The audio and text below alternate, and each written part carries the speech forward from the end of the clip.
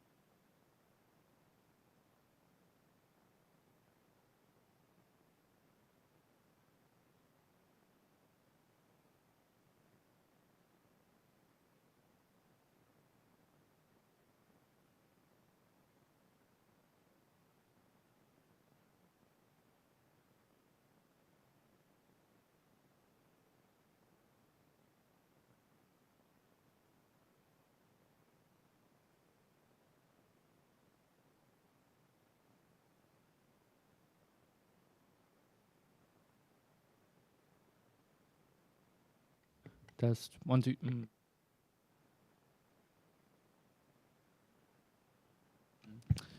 Test. 1, 2, 3, 4, 5, 6, 7, 8, 9, 10, 11, 12, 13, 14, 15, 16, 17, 18, 19, 20, 21, 22, 23, 24, 25.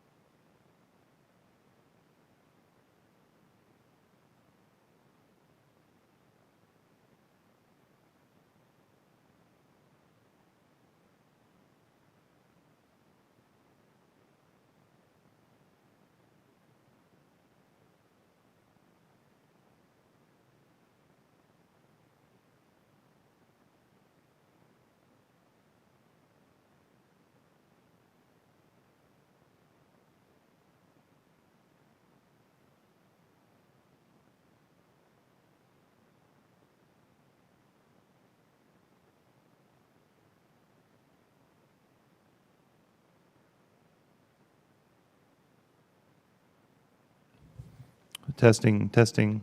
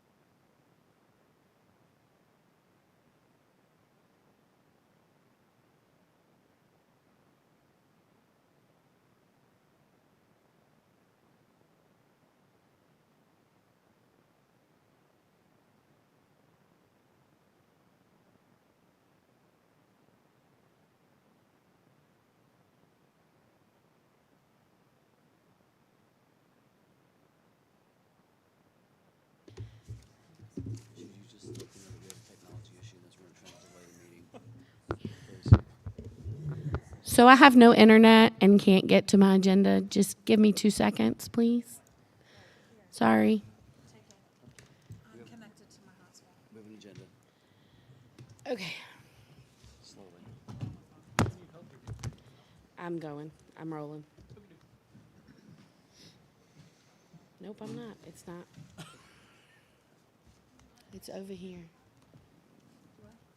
It's going slow.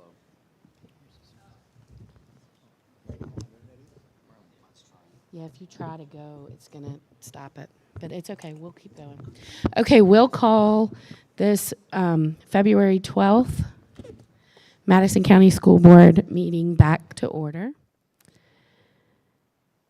I will open the floor for the, yeah, you just lost it too. I will open the floor for the certification statement of closed meeting. Can I read that? Yeah. I think you only came, Chris. All Yeah, right. nobody else Nobody can. else has it. Whereas the Madison County School Board has convened a closed meeting on this date pursuant to an affirmative recorded vote in accordance with the provisions of the Virginia Freedom of Information Act, and whereas by the Code of Virginia requires certification by the school board that such closed meeting was conducted in conformity with Virginia law, therefore be it resolved that the Madison County School Board hereby certifies that, to the best of each member's knowledge, 1, only public business matters lawfully exempted from open meeting requirements of Virginia law were discussed in the closed meeting, and number 2, only such public business matters as were identified in the motion convening the closed meeting were heard, discussed, or considered.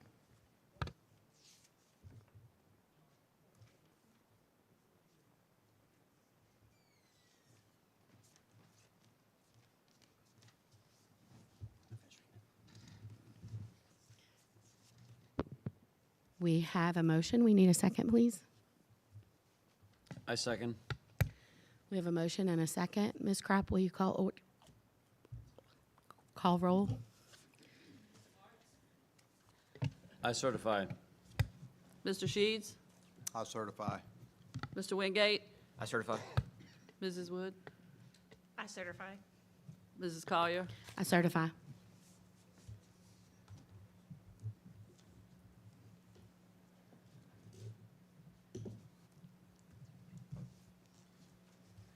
Okay, will you please stand for the Pledge of Allegiance?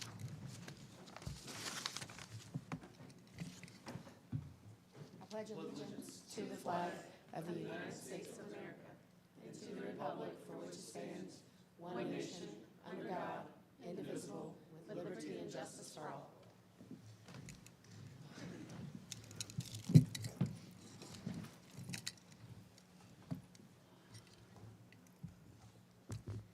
And we will have a moment of silence.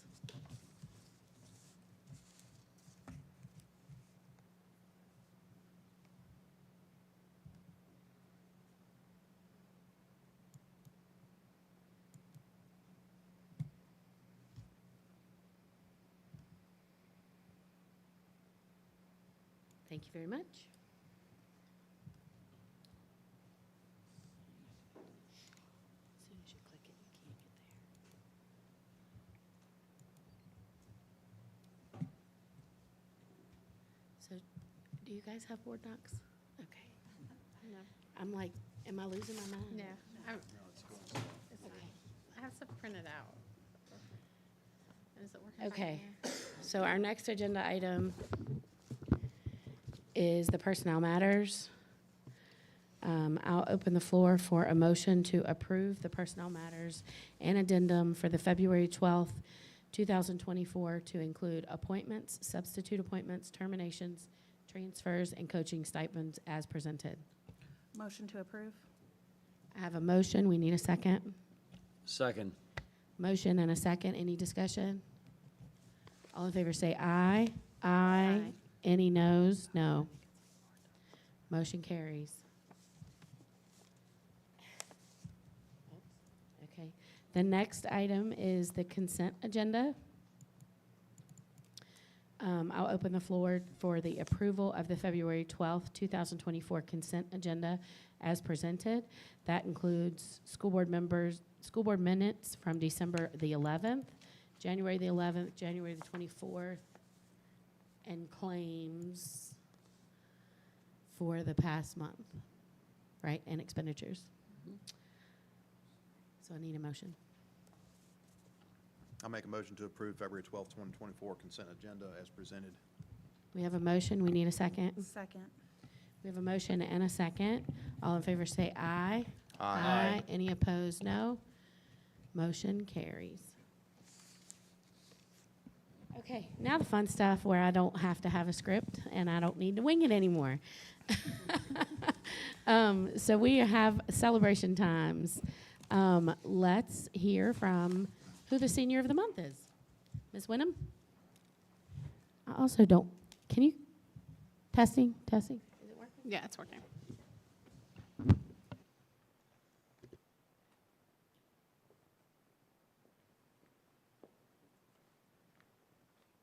Good evening. I'm going to ask Samaya Turner to join me up here.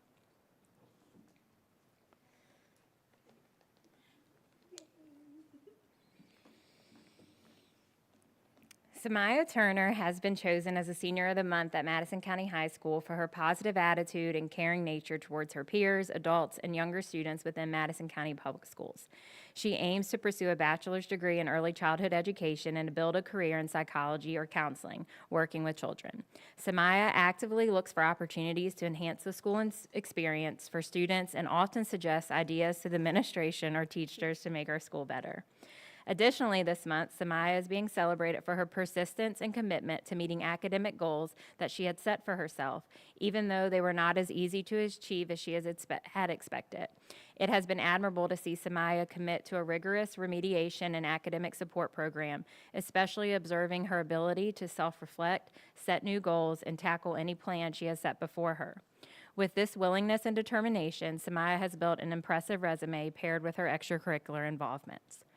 After school, Samaya is either practicing for cheerleading or assisting numerous hours a week with the Madison Elementary Theater Program. Mrs. Mitchell added that Samaya's dedication to volunteering 6 hours a week with the after-school Mini Mountaineer Theater Group is commendable. Her positive attitude and energetic personality are contagious, creating a vibrant and engaging environment for our theater students.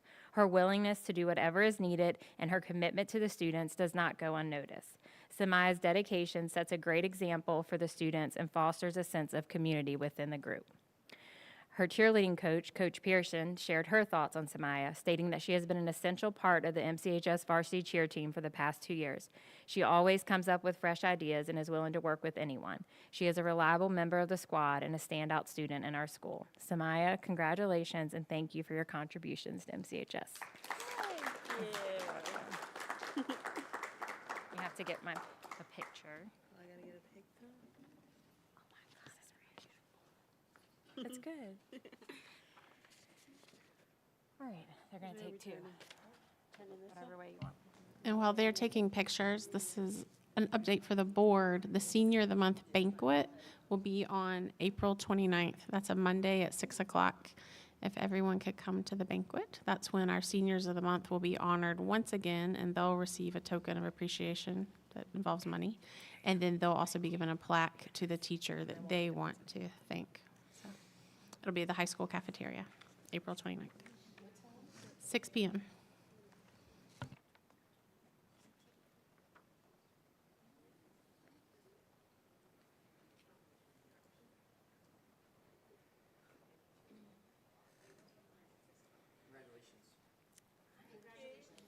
I'm staying up for the next one. And thank you for taking time out from tonight's festivities to come visit with us. We appreciate that. I'm gonna invite Miss Fry up for this one because we have a little information with student attendance and she can bring her notebook up with her.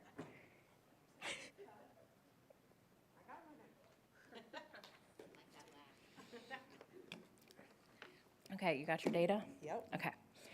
Student attendance is a top priority for many schools across the country, and it is an important initiative for the Commonwealth of Virginia.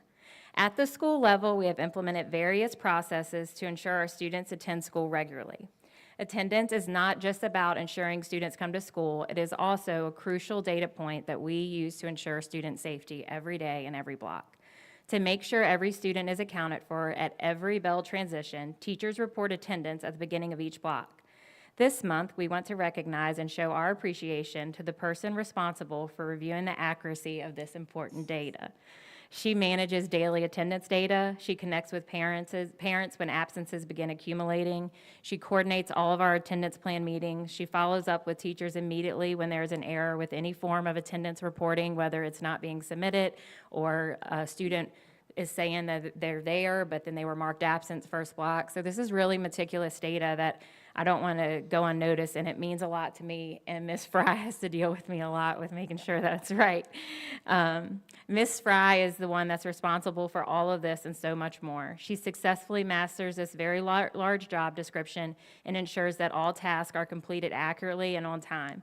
She manages the attendance window meticulously to ensure that children are accounted for when they arrive late to school and that they are released only to approved parents and guardians during early dismissals. She does all of this while taking phone calls and screening those on the other end of the never-ending doorbells at the student entrance in the back and at the front visitor entrance. Mrs. Fry is a beacon of positivity for both students and staff. Recently, I overheard a parent at her window thanking her for making their daughter feel special every time she signs into school. Ms. Fry takes the time to intentionally connect with the students, making them feel welcome. Her special birthday serenade performance for students in January was spectacular, and an infectious sense of humor always fills the front office with laughter and so much joy. You guys, bear with me when I finish this, guys. She is a model of attendance in the workplace, and to me, that's what's so important. She rarely ever misses a day. She's always on time, and actually, she's always early. Even during this whole last year, her battle with breast cancer, she only missed school on the days of her treatment. She purposely scheduled her treatments on Friday so that she could recover over the weekend and miss minimal days of school. I'm sorry, it's sad, but it's happy. Tracy, we are so grateful for you.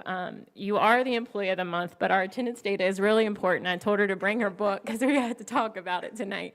But if you guys only knew the joy that she brings to our school, she's self-taught, basically, attendance clerk. She started off and was like, what am I doing? She's incredible, and it's just, she deserves this so much. So I'm happy to introduce her to the board. Ugly cry. I love you. Thank you. And if you have any questions about attendance, you can email her. She's got it all in that little book. Thank you. Yep. And then Congratulations. you also get Thank a. you. And you're not the only one crying. Miss Graham, do you want to describe a little bit what the employee of the month, like, doesn't she get a day or You something? get a half day off. That's in the envelope to use whenever you would like. Thank you. Thank you. Oh, no, I'm so red and hot. They can- It's okay, you're right. We have AI and filters. Oh, good, okay.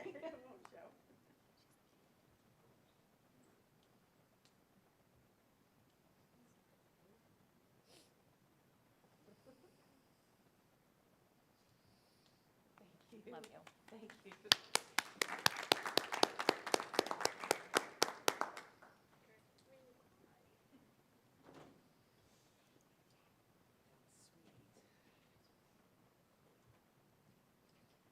All right, next up is School Board Appreciation Month. So that's why you see all the stuff around the auditorium. Our elementary schools made posters. The middle school made a donut poster that's here in the front and gave donuts. I think the high school gave you some Mountaineer swag, so you guys are all ready to go. But I do want to read a certificate from the Governor of the Commonwealth of Virginia.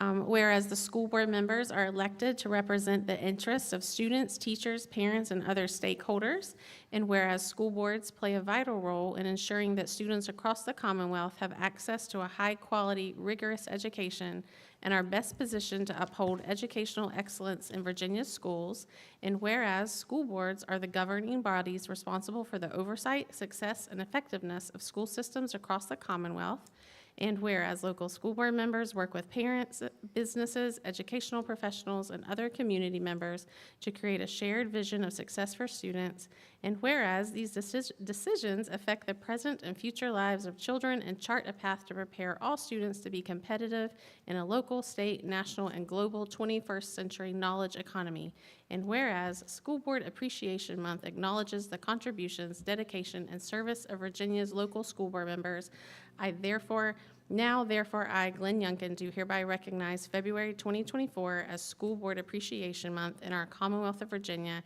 and call this observance to attention of all of our citizens. So you have a copy of the governor's recognition at your seat, and we appreciate you. And so enjoy reading your cards from the primary school and the elementary school. We And also all the have goodies. a nice little binded book from Miss Mitchell's second grade class. It's beautiful. I will pass that down and y'all can read it through. Thank you, Anna. It's my pleasure. I won't speak for everybody, but it is my pleasure to serve Madison County. You guys have anything to say? Thank you very much. Thank you. The next recognition and presentation that we want to share is our school board clerk and our deputy clerk. Our clerk is not here tonight. Ms. Patterson is our clerk and has been for I don't know how many years, and Tina is our deputy clerk and has been for, I know, at least over 20 years. So I will read something from the VSBA, which is our Virginia School Boards Association.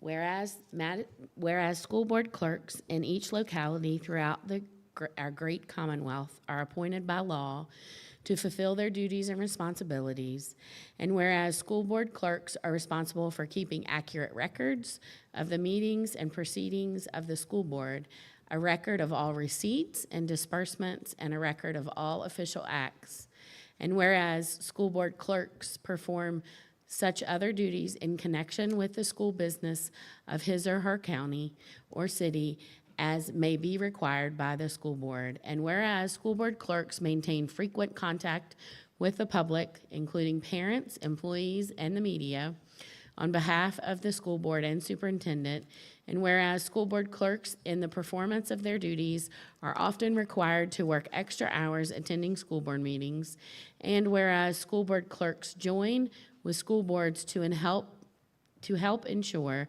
that students achieve to their highest potential, and whereas school board clerks provide an invaluable service for school board members and superintendents, the VSBA Board of Directors does hereby recognize the third week of February as School Board Appreciation Week in the Commonwealth of Virginia. And whereas the Madison County School Board joins the VSBA in recognizing the many and varied contributions of the school board clerks, now therefore be it resolved that at this meeting on the 12th day of February, the Madison County School Board also recognizes the third week of February as School Board Clerk Appreciation Week. Thank you for all you do.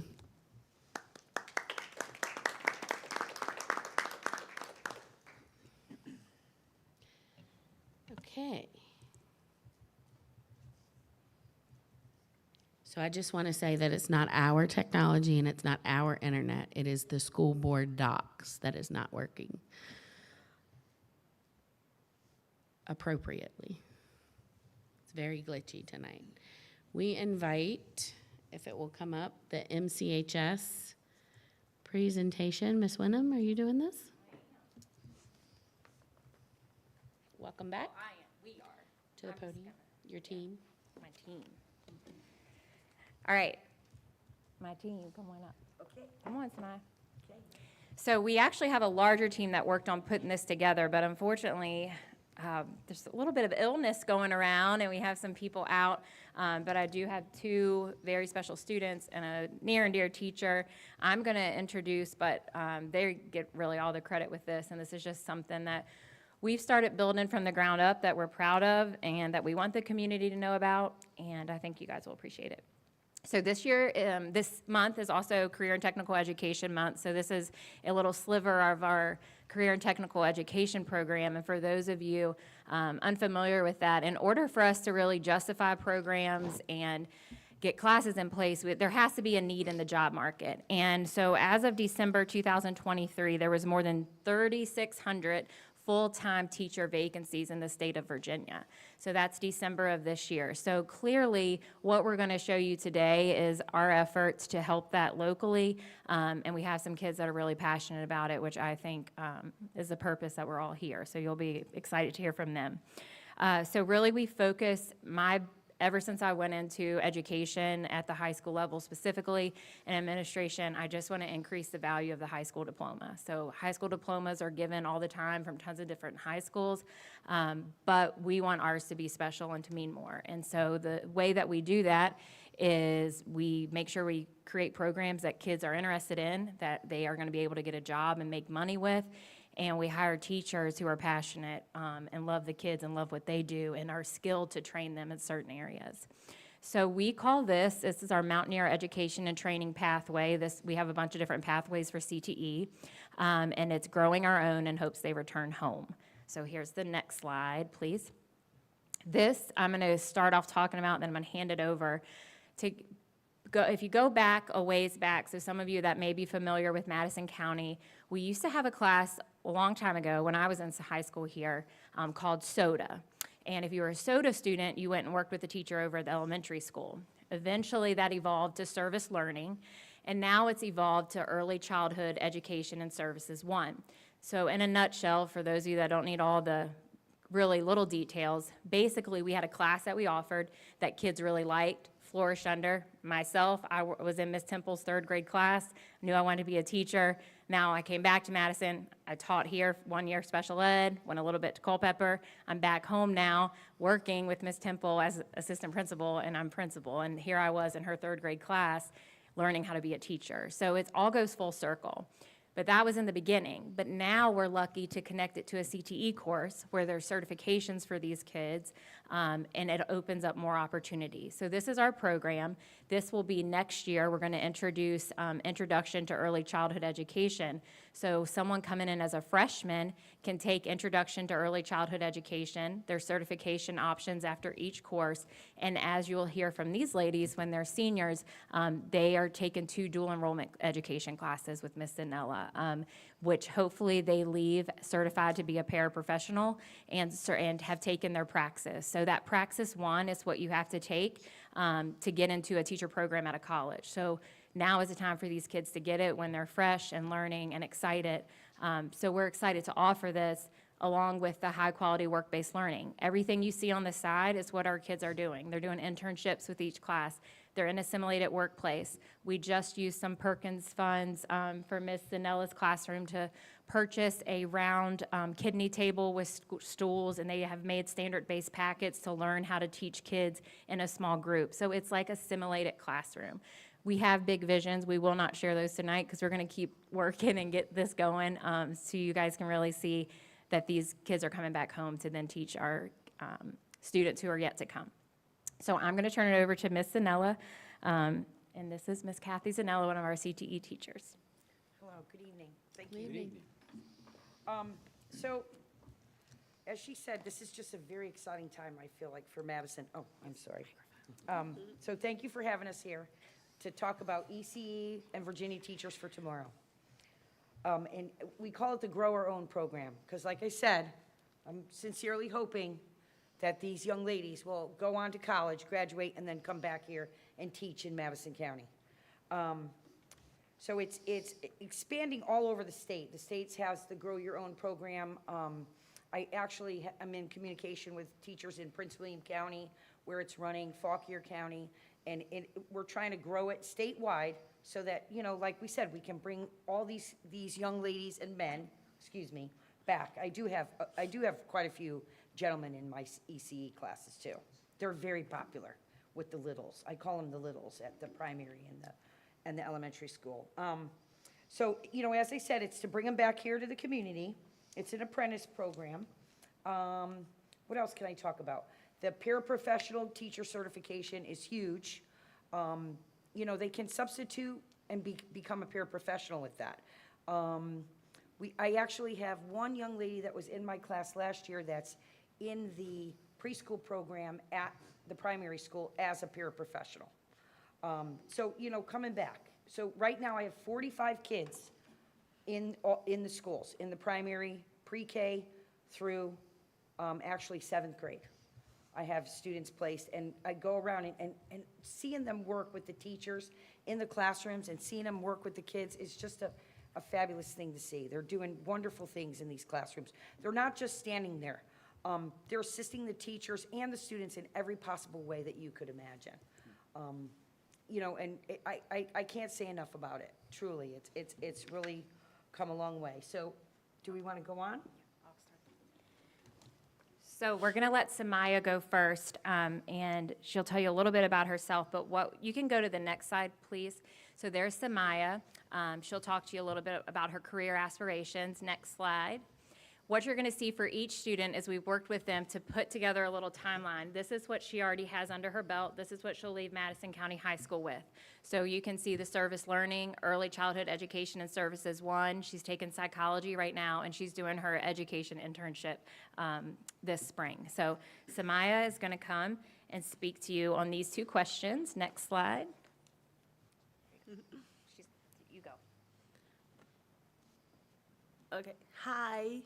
So the reason why I want to teach is because I feel like kids these days, how can I put this? So I struggled in school a lot, and because I had dyslexia and I still am dealing with it today, I just want kids to feel like that they have a way for them to understand things. I know. I've seen it. It's a fly. It's a way for them to understand things in their own ways, because it took me forever, and it still is taking me a very long time to understand a lot of things that I'm dealing with. So I just want to make it easier for them to understand that they can do this. Like, yeah, it might be a little hard at first, but if you keep pushing yourself towards your end goal, you will meet it. So yeah, that's why I want to teach. And my plans for next year is I will be attending EMU College. I will be majoring in psychology and minoring in early childhood education. And yeah, You're coming back. and I'm coming back. Yes. Who knows? Yay. Yay. Thank you. Congratulations. And we've talked, Samaya and I have been able to talk a lot as well, just with, you know, they'll come into your office, and it's big, it's hard to really think about what do you major in. And so she's like even interested in like school counseling, and she's taking psychology right now. So it's just such a nice overlay. And so I just think that's really neat. These classes have exposed her to that. Next slide is just a little feel good. We reached out to Samaya's students, and these are her students' little quotes about what makes Miss Samaya a good teacher. Just a few. William said Miss Samaya is nice and cool. She's a good math teacher. Imani, grade 2, her personality, her kindness, and she is helpful, and that makes her a good teacher. Courtney said she helps us with our math, she checks our work, she is kind to everybody, and she is nice. So other ones commented, but I just think that's great to get the kids' feedback on their day. And I love how they put, I love her. Like, that's just so cute. And they do. Several of them did. Right. When yeah. she walks in the classroom, they just, you know, even though she's there every single day, it's still, they just love when she walks in the room. Yeah. They just love it. And one thing we really have talked about with our seniors this year, especially with our career coach and our college advisor, is if you go into their room, they have a magnet with every senior's name in the building, and it's workforce, employment, or 2-year, 4-year, and all the names are where they are, and they have the steps.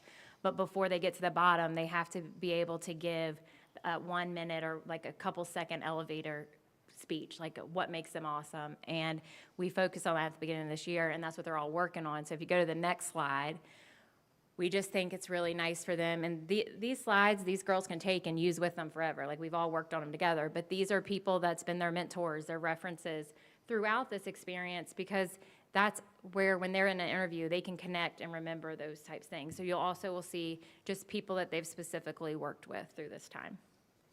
Samaya, do you have anything else to say? Or are you going to go cheer right now? I should go. Okay. But thank you. Thank you for joining us. Thank you. You can introduce We can't wait to hire you back. Right. That's so good to say. So now I'd like to introduce Lindsay. Can we go to the next slide? All right, and Lindsay is senior, and her aspiration is to be a kindergarten teacher. And I'm going to let her speak a little bit. Hi, my name is Lindsay Jenkins. I'm a senior here at the high school.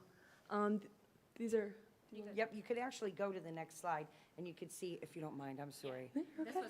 Yeah, so in 21, the Leadership 2, she did service learning last year, and then was in early childhood, education and services 1, and now she was in dual enrollment, Virginia Teachers for Tomorrow 1, and now she's in 2. So she's actually going to graduate with 6 credits from Shenandoah University in education, EDU 201 and EDU 301. Yes, yes. Oh, and her Praxis, Parapro, and the Praxis Core, Academic Core. Sorry, Lindsay. Go ahead. It's all yours. I promise. There you go. okay. So, as some of you may know, my mom has been a teacher for 30 years.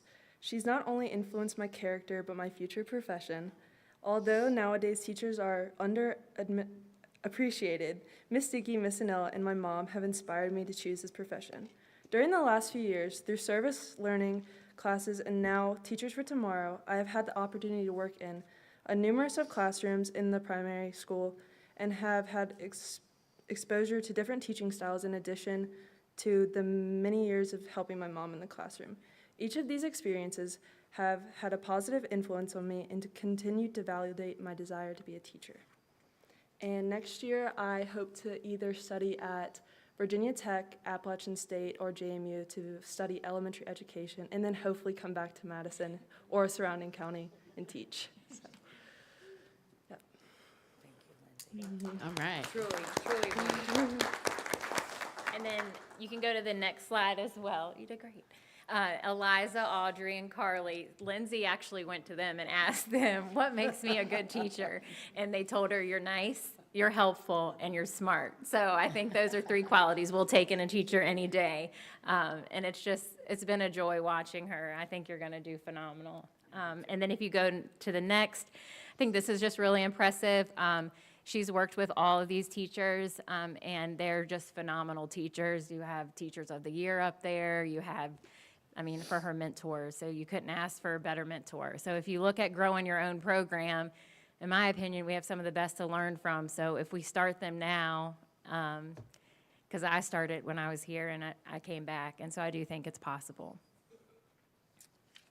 Next slide. Miss Cadence cannot be here. She is swimming, I believe. She has swim practice. So Miss Sanella is going to speak with her, but she's upper elementary, so she's been working in the higher grades, and she'll give a little bit of her background, and she shared with her with what to say. Right. Cadence works with 5th grade, which can be, very challenging, especially the math, some of the math that they do. And actually, right now, Cadence is also working with 2nd grade 2 days a week, doing small group reading. So we're doing what we call literature circles.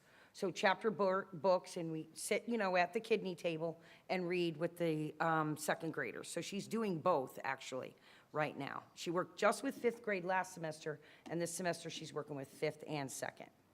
Can you go to the next slide? Yeah, see, I had her for everything, too. She's also taken psychology, and she's also going to graduate with the 6 credits from Shenandoah University, the Parapro, and the Praxis Core. Today, or was it yesterday, she found out, or last week, her goal is to go to UVA. That's where she wants to go and study education. So we're the early decision, was the early decision has come out, but that hasn't happened for her yet. But that's her goal, is to go to UVA, which is exciting. Can we go to the next slide? And there's, so these are from, I believe, Miss Mitchell's class. She is nice. She helps us read. Because when Cadence has to go to 5th grade, because her 5th grade teacher needs her specifically, I'll go for her to Miss Mitchell's room so that they don't miss their chapter right now. So, yes. So it's very interesting. I really enjoy it. Yes. All right. So I guess, yep, next slide. Yep, she worked, oh, that's right, she worked with Miss Alaman too in 3rd grade. So she did 3rd grade, 5th grade, and she's working with 2nd grade. But she's interested in the upper elementary, not so little. All right, next slide. Oh, this is Haley Denuser. Haley's going to EMU. She's actually going on, I believe, a softball scholarship also. But her goal is to be, so interesting about Haley, if you go to the next slide. So for service learning last semester, she wanted to try something new. So I had her last year and she was in kindergarten, and she loved it. So she said, I want to try something new.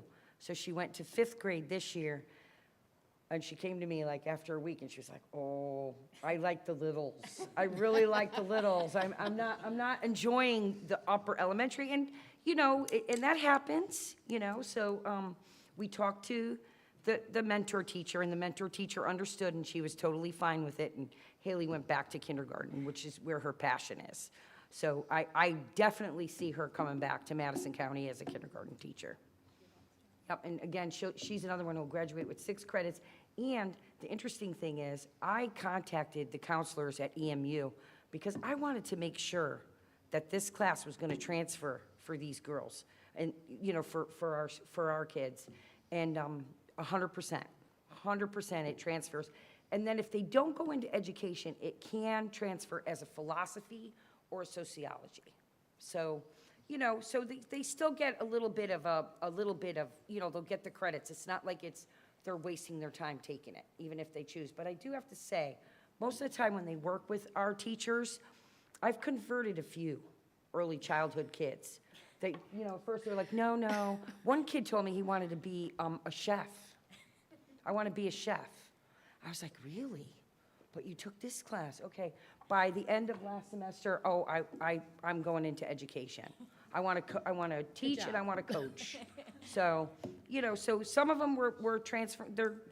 They see, what a great profession it is. It really is. We have the best job. So, next slide. Okay. Yep, that's it. I kind of hit that. So we can keep going just go down to keep going. And so she was with Kendall Fears, Kaylee Ayler, and Miss Danella, obviously. You need to fix that last thing. The next one.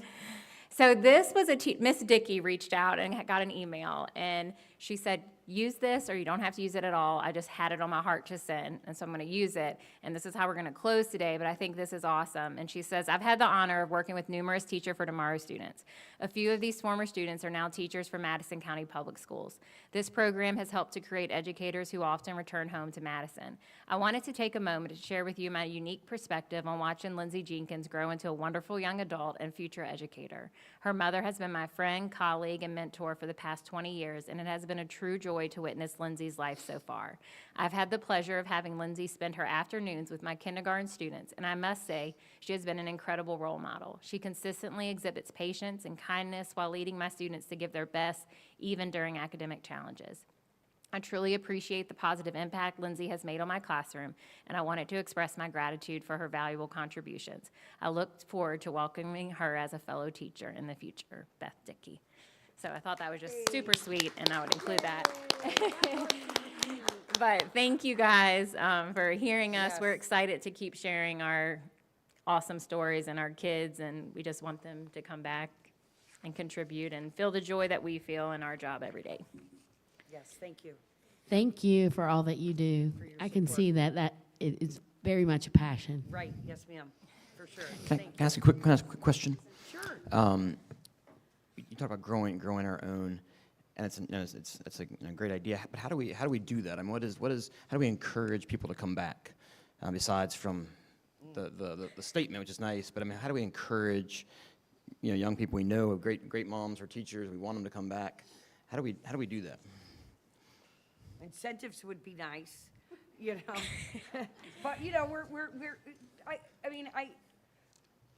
fine. yeah, I would say incentives, staying in touch with them, making sure, maybe even bringing them back here to student teach with us, because that is a component of the education. Get them back here to student teach with us, and then have that door already partially open for them, that these are the jobs that are going to be available. like have a plan, because we do planning, like we fill out our sheets. Are we coming back? Are we not coming back? You know what I mean? So that I could maybe, stay in touch with Lindsay. I can't see myself not being in touch with Lindsay for the next 4 years. And then, when she's a senior in college, be like, okay, this is what's coming up. And, just maybe, like I said, staying in touch. I mean, if you have I think personal connection is huge, and I think we're Right. doing it. And I think many of us who have come back to Madison, for that reason, through personal connection. Like, I was working to be a nurse, and I graduated from Randolph-Macon, was going to school to be a nurse practitioner program at VCU, and I was in a high-risk ultrasound clinic, and I had a missed call from Mr. McLaren, and he said, come back. He said, come teach special education. He goes, it's awesome. This is what we can offer. And I came back, and it literally just took, I remember standing him in the parking lot in Richmond, and I came back and taught and got my provisionals in special ed. And, did I leave for a little bit? Yeah, I left, but I came back. And I think that's what it is. Like, Madison's wonderful. And the beautiful thing about our kids is many of them do want to come back.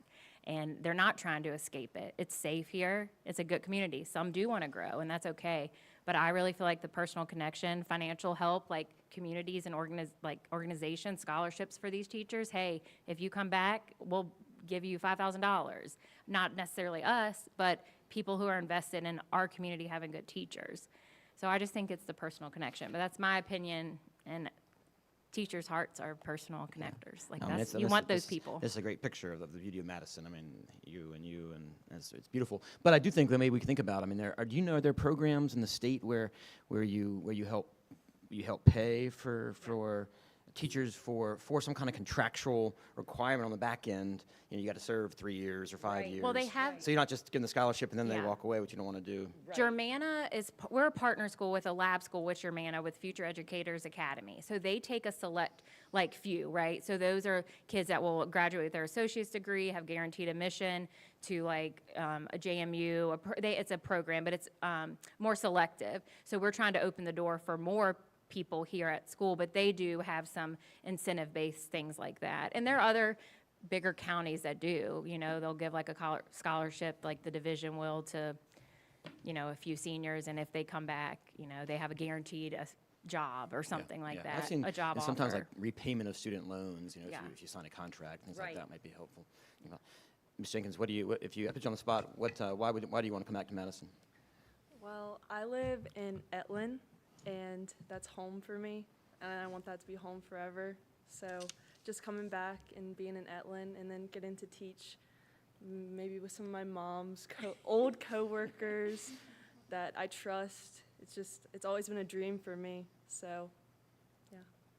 I like your idea though of having and it's growing. I feel like the opportunities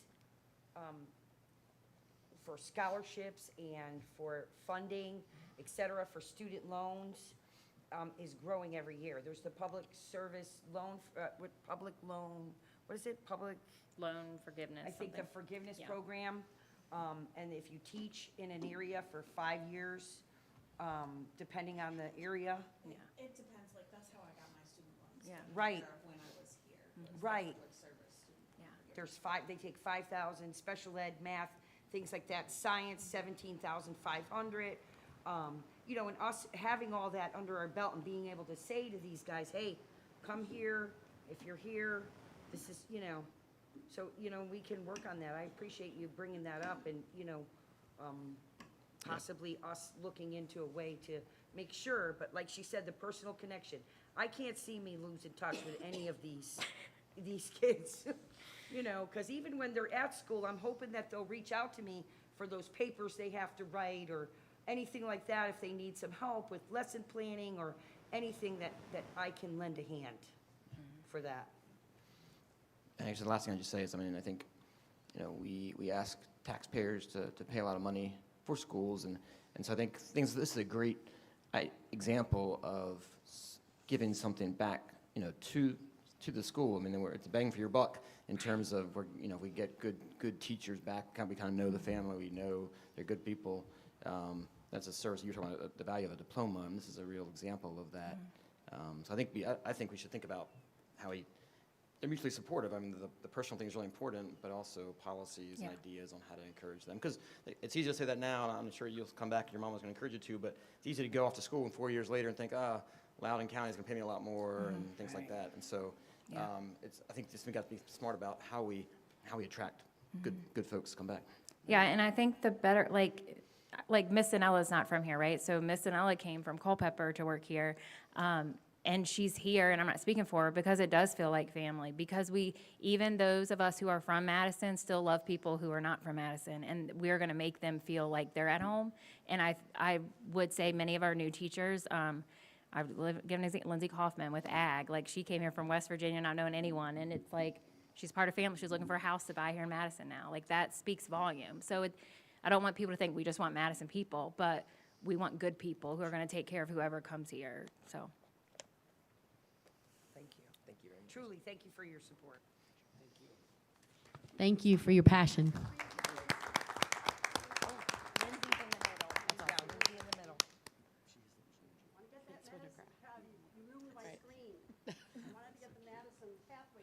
That's not their fault. I can hold this up.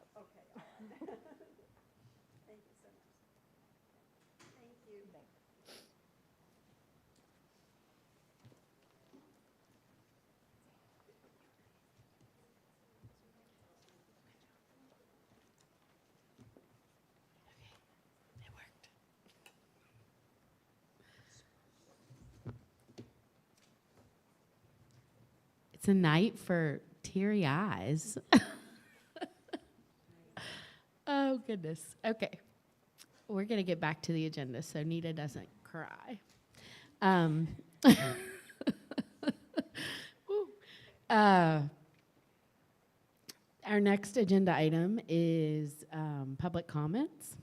And we invite anyone to the podium. Please state your name, what part of the county you are from, and you can address the board. You will have 3 minutes to address us, and we open the floor for public comment.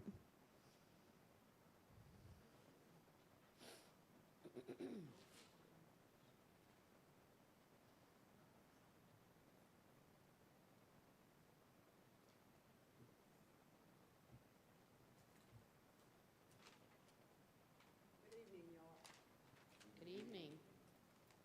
And for Appreciation Month, yeah, you all deserve it. You deserve it throughout the year. That's all I can say with everything you do. Lisa Davis, Locustdale.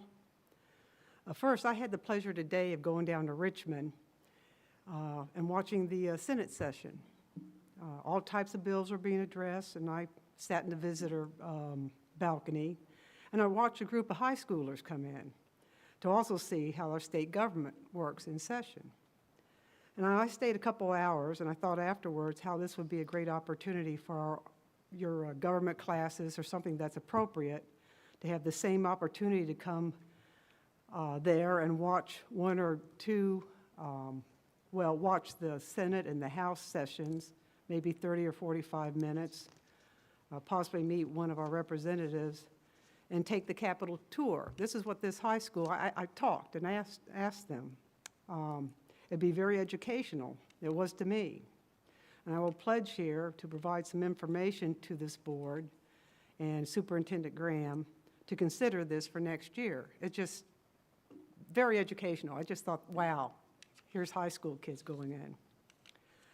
Now, monies. I would also suggest really looking at some of the personnel positions in administration or outside the classroom to consider cutting and use the money to increase some teacher salaries or to help offset some of the really big increases you all are going to ask the BOS. And I do also want to remind this board that once the ESSER funds from COVID were used up, that any personnel positions would go with them. That was the understanding. And I had brought that up several times. But other than that, thank you all for everything you do every day for the school system. I appreciate it. Thanks, Lisa.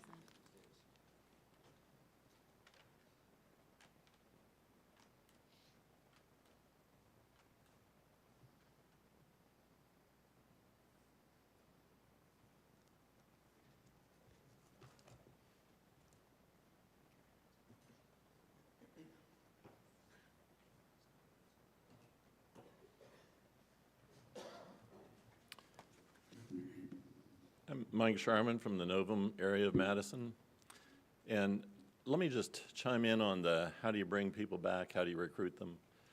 Every job that I've had since getting out of law school, which was, right near a half century ago, was because somebody asked me to. They followed up on me, they asked, and even now in accepting clients, I only accept clients who call me up and ask. I've never done advertising. It is that personal touch that was mentioned. And your communication as they're in school, that'll do it. So you as a board, you have difficult choices in front of you. Your closed session, I'm sure, had difficult choices. That's why it's closed. You have difficult choices not just this evening, but each and every time that you come together as a board. Two presidents whose birthdays are this month have some sound advice to guide you in making those decisions. Later this month, on February 22nd, we celebrate the birthday of our nation's first president, George Washington, even though his specific birthday is no longer a paid holiday. He knew the importance and impact of his first inaugural address, and as a man of few words, he chose those first few words well. He said, "It would be peculiarly improper to omit in this first official act my fervent supplications to that Almighty Being who rules over the universe, who presides in the Council of Nations, and whose providential aids can supply every human defect, that his benediction may consecrate to the liberties and happiness of the people of the United States a government instituted by themselves for these essential purposes, and may enable every instrument," and that instrument that he's talking about are the people, you, employed in its administration to execute with success the functions allotted to his charge. And then Abraham Lincoln, born 215 years ago today, had a short statement in his first inaugural address that's still true today. "Intelligence, patriotism, Christianity," he said, "and a firm reliance on him who has never yet forsaken this first favored land are still competent to adjust in the best way all our present difficulty. In your own fervent supplications to that Almighty Being and your own firm reliance on him, you too will execute with success the functions allotted to your charge." Thank you. Thank you.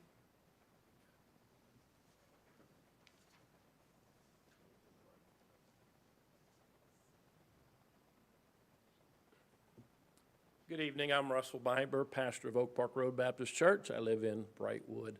And again, school board appreciation. And Ms. Wood, I believe last month I failed to welcome you, and so welcome to the school board. But in teachers returning, it's because they left here with a desire, fond memories. And that starts at the top and works itself all the way down.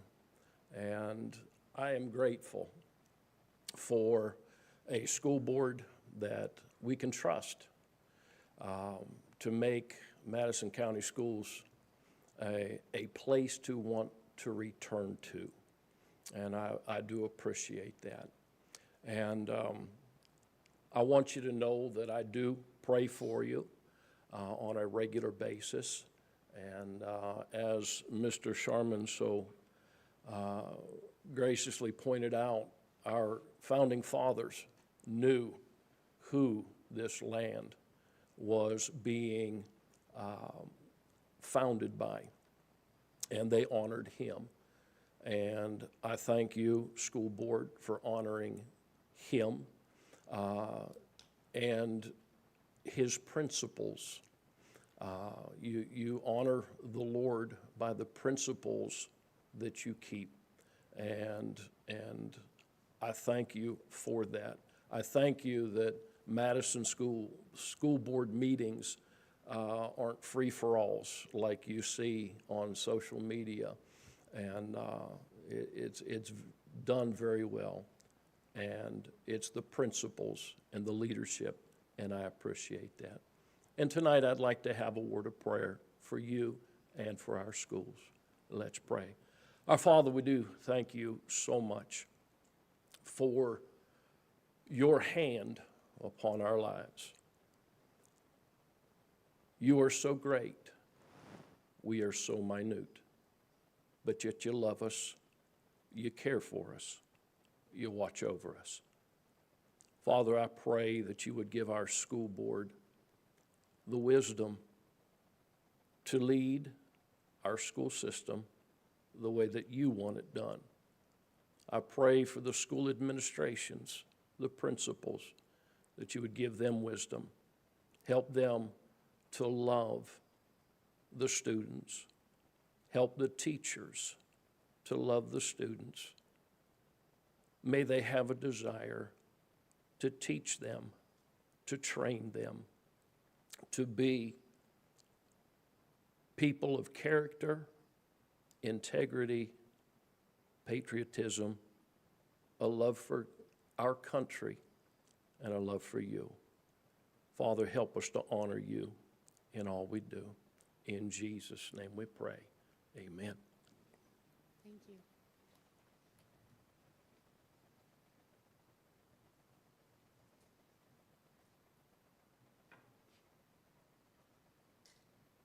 Does anybody else like to address the board?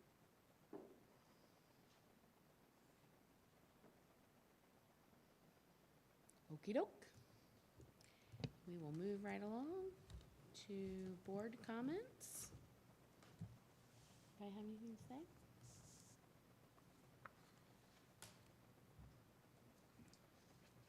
I just want to say a couple things in response to Mrs. Davis. 100% agree. You know, we passed this new character education policy last month, I think, 2 months ago, and one part of that was the citizenship. Part of it's a really important part of it.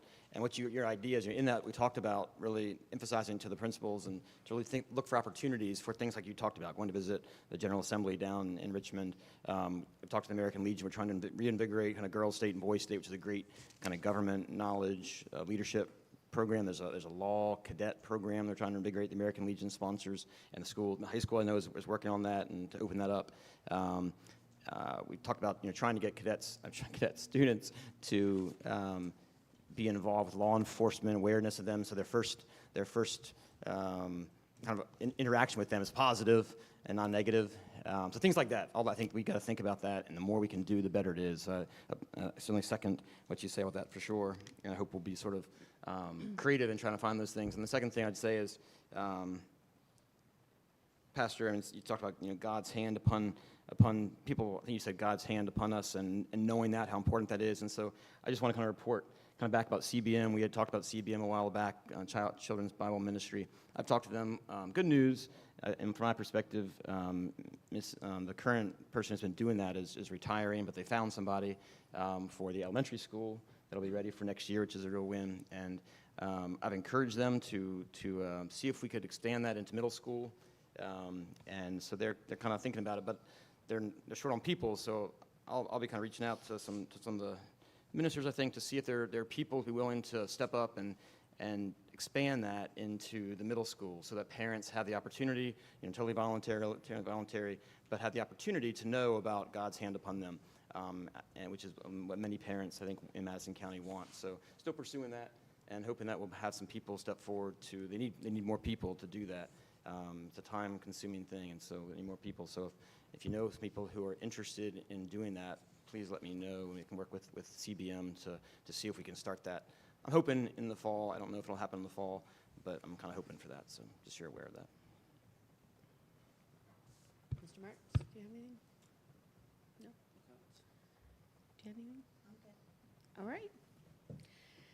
Okey doke. Our next report will be our instructional report on chronic absenteeism. All right, good evening.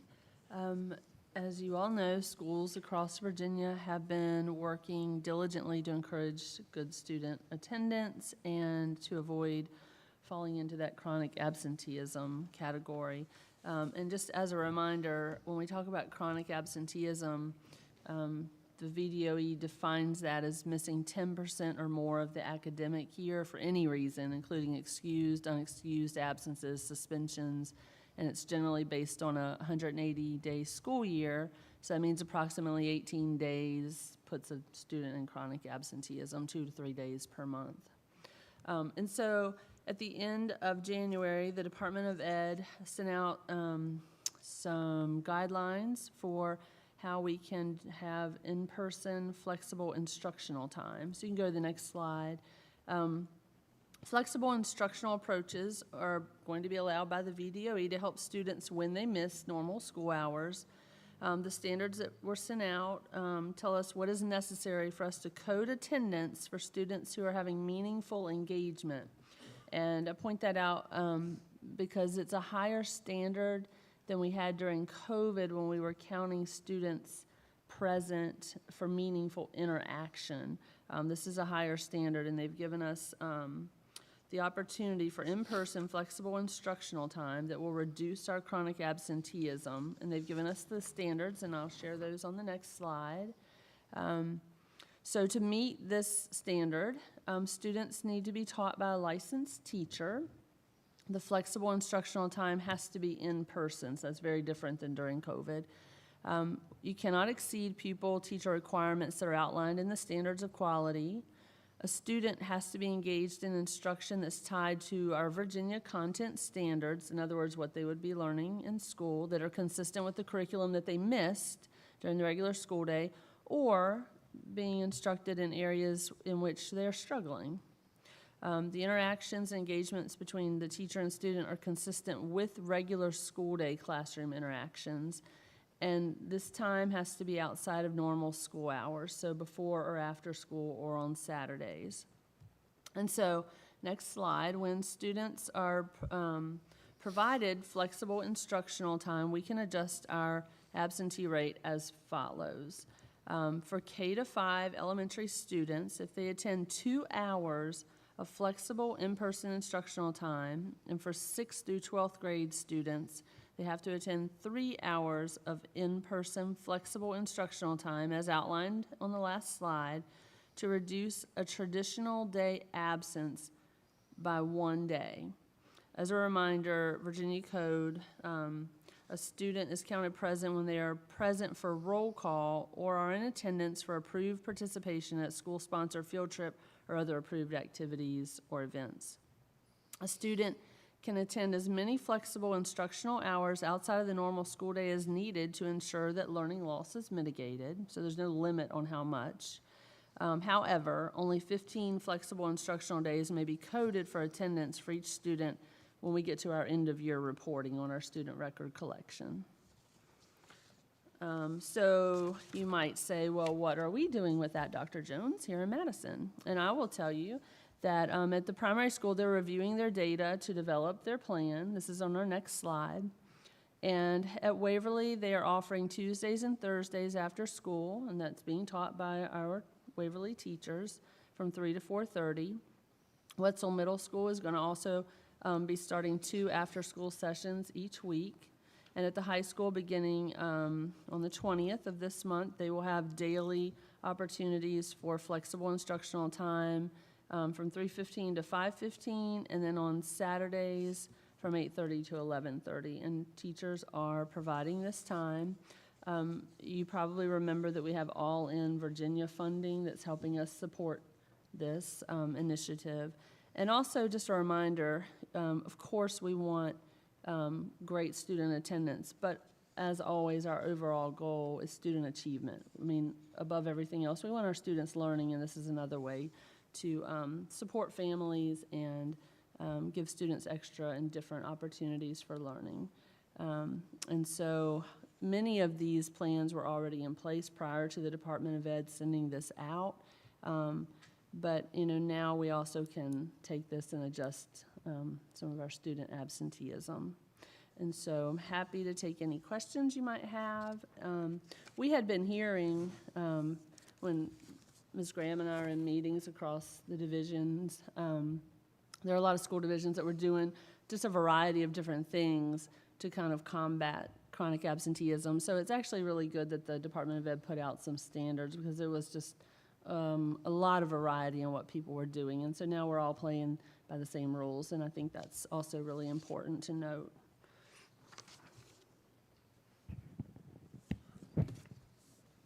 so the teachers are staying after hours to do this? And we're reimbursing them, obviously, right? Right. We talked about that all in Virginia funding last school board meeting, I think it was, or the meeting before, and that's how we're paying for this. It's specifically for like tutoring and extra help, so that's how we're able to cover. How long does that program continue? Is that something that's going to? We receive money for 3 years for that, or until it's spent. So Is it every Saturday at the high school? It's one Saturday a month. It'll be myself and a teacher. Okay. I thought every Saturday was, that's a lot to staff on a Saturday morning. No, and it's just myself and a teacher. And the teachers, it was who was interested in making, who's interested in staying after. So we just had a few teachers that are interested. Any other questions, board members? How are they individualizing it? Like, if we have a large group of kids that's staying after, or like on a Saturday, like, how are we providing that information that they've specifically lost? Does that make sense? Yeah, I think, well, that's part of the reason, like, the primary is really looking into it right now. And I don't think we have a large number at this point, so that also helps. This is kind of just gearing up, so we'll see. But when you have smaller numbers, it's a little more manageable for sure. Would you agree?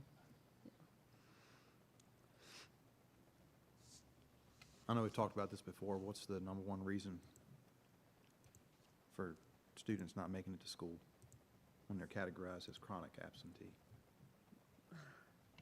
chronic absenteeism, it's everything though. It's their unexcused and their excused absences. So some of these kids are logging absences and they've been sick, but some are just skipping school. So it's everything. The state counts absences all the same under chronic absenteeism.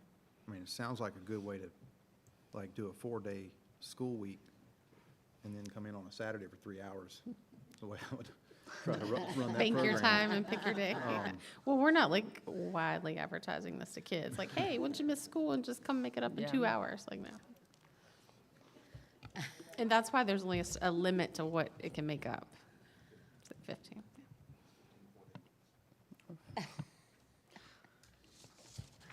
So if we have students that start doing that, we know it's Mr. Sheets that gave him this idea.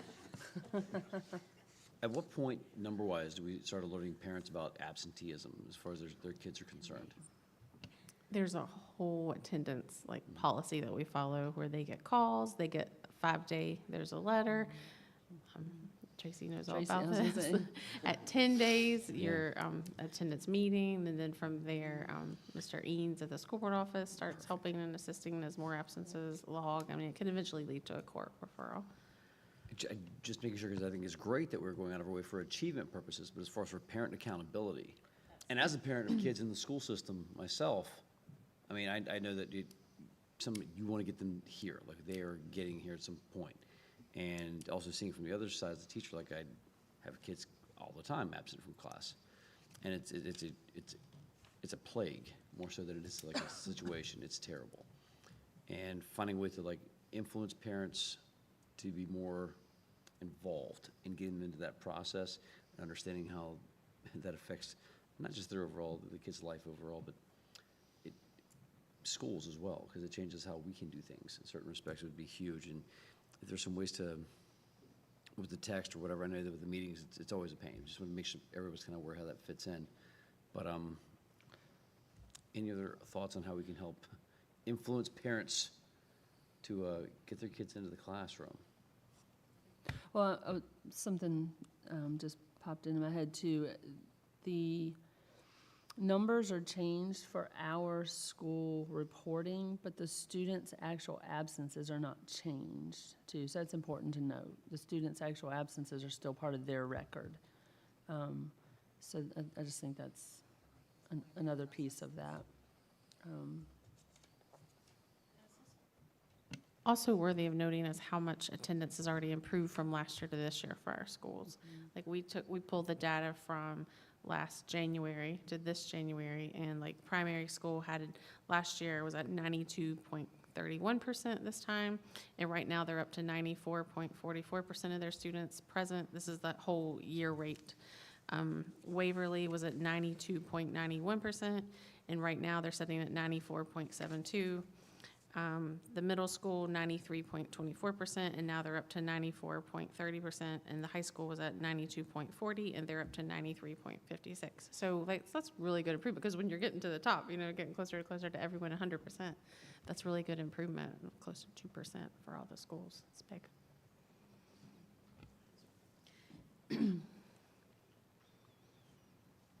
So in addition to approved attendance for approved participation at school-sponsored field trips or other approved activities or events, what other approved activities or events are students being docked for being absent, but maybe we could count it as not being absent?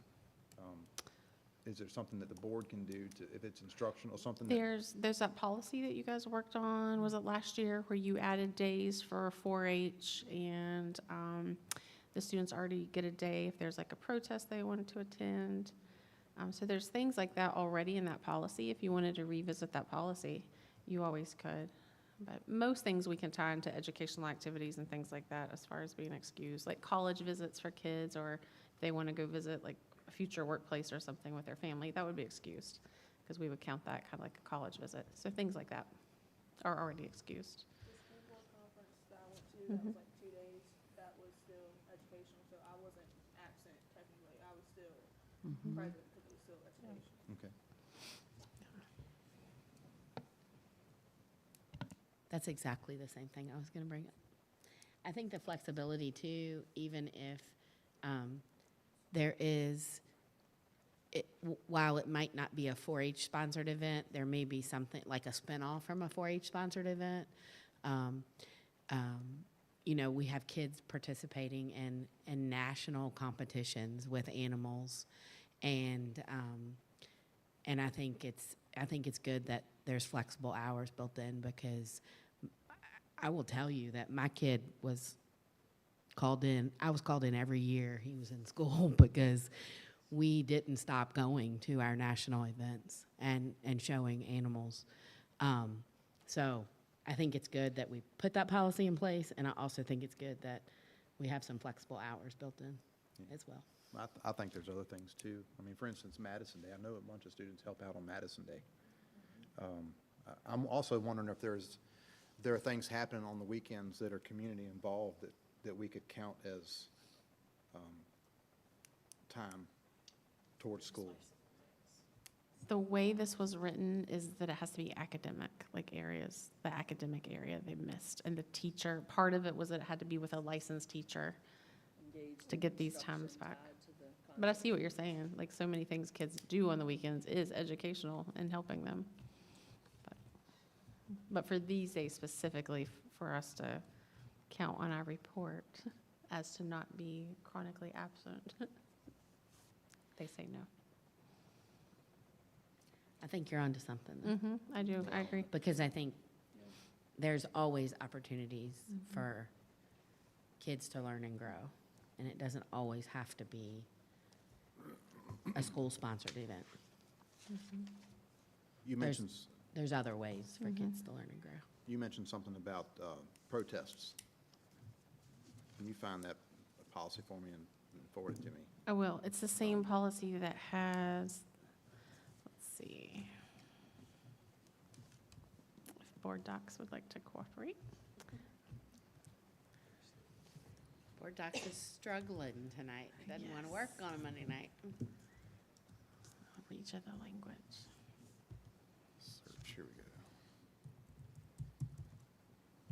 I do think there's a It's difference in, between academic instructional time, though, and learning. Like, it's in policy JED. I called it protest because it falls under protest, but it's for middle and high school students, 1 school day per school year to engage in a civic event. Is how it's worded.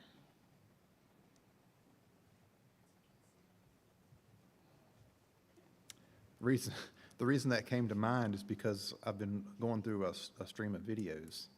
This guy was talking about how Marxism has entered into our schools since the 80s. And it was interesting, in Rhode Island, this particular school, he was talking about the reading level. 14% of students could pass the reading level, 6% could pass the math level, but everybody was there for protests. And that's part of the Marxist ideology, is working it that way. So anyway, when I heard you saying about protests, I'm like, okay, maybe we make, if somebody's going to a protest, make sure their grades are up first, Yeah, there you go, there you go. and then protest away. Make sure they can read the flyer. Yeah. To know what they're going to. Agreed. Okay.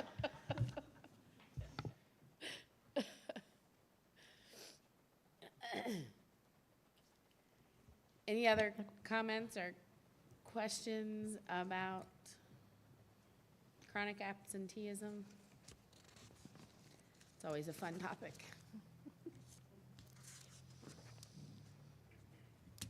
Miss Attendance Queen. Did you have anything else to add, Ms. Fry?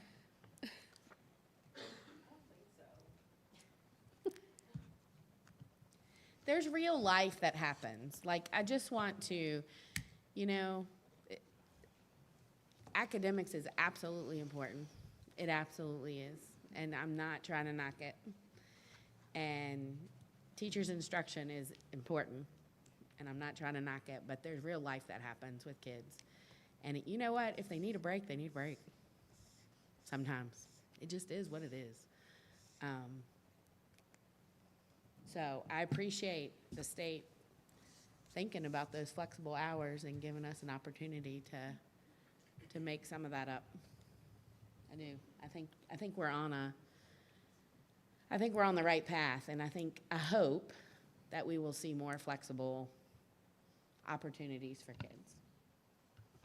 I just wanted to add, I see Mrs. Fry out there. I'm always going to think of Mrs. Wynnum's words of your beacon of positivity whenever I think about you, Mrs. Fry. And emailing you now is a good way to put it. Thanks for doing what you do.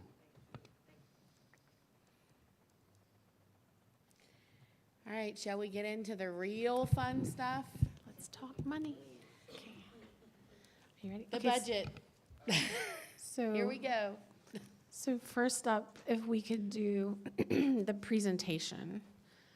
Not that. There we go. You're fine. The You're presentation. not going to offend us. Good night, y'all. All right, and we can go ahead and go to the next slide. We're going to kind of walk you through, before Tina goes through the budget line by line, we're going to go through like the highlight reel. So when we're looking at the budget, you have the highlights already in your head of some things that you're looking for. And I did, as always, align them to your board priorities so you can make sure that we are spending money responsibly and that it is aligned to what your goals are for the school division. So the first three priorities, though, kind of all tied in: academics, student well-being. This is where your academic excellence priority is. Bye, guys. And your, they're trying to sneak out and we're all waving and talking to them.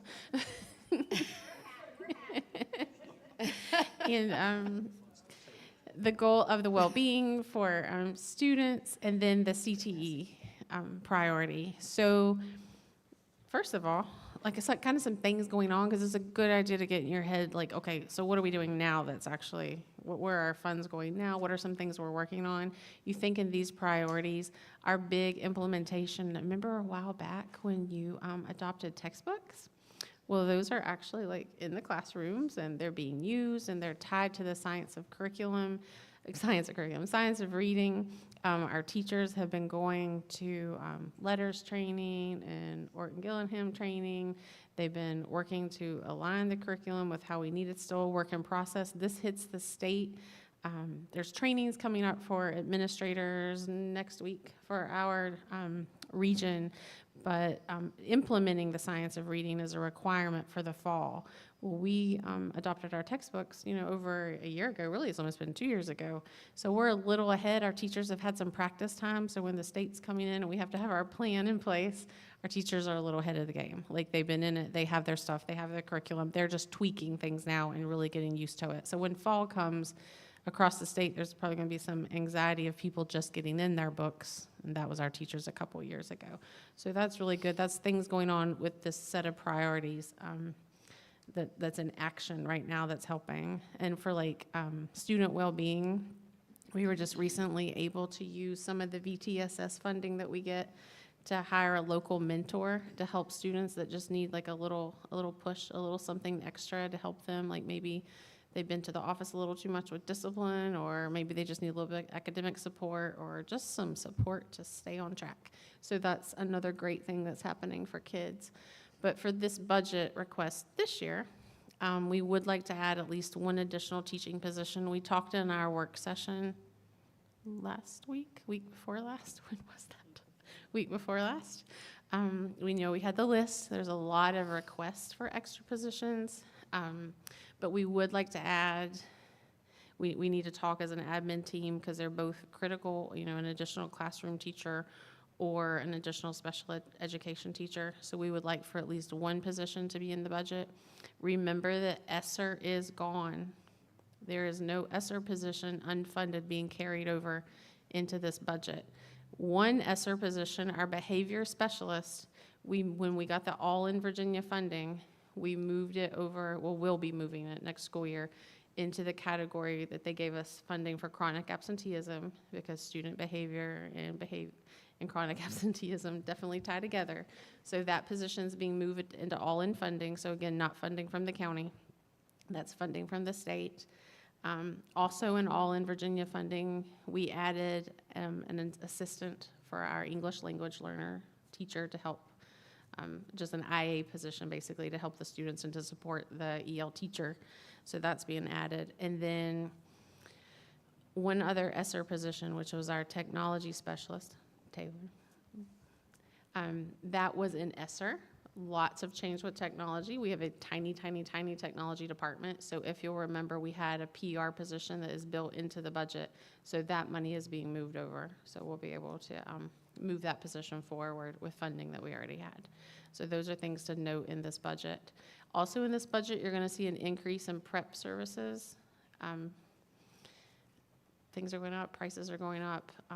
Prep is going through a period where the Albemarle wants to use the building that they're using, so Prep is looking for a place to house their Ivy Creek School.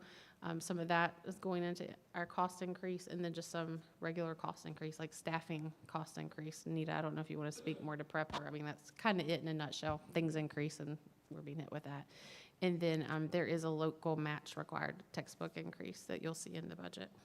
So those are the big things for those priorities that you'll see different in this year's budget from last year. Next slide.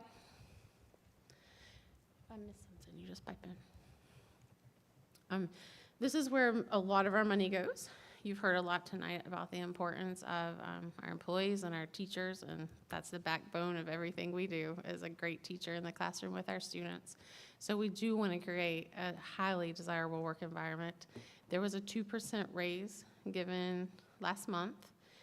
In the governor's budget, he refers to that raise as the raise going into next school year.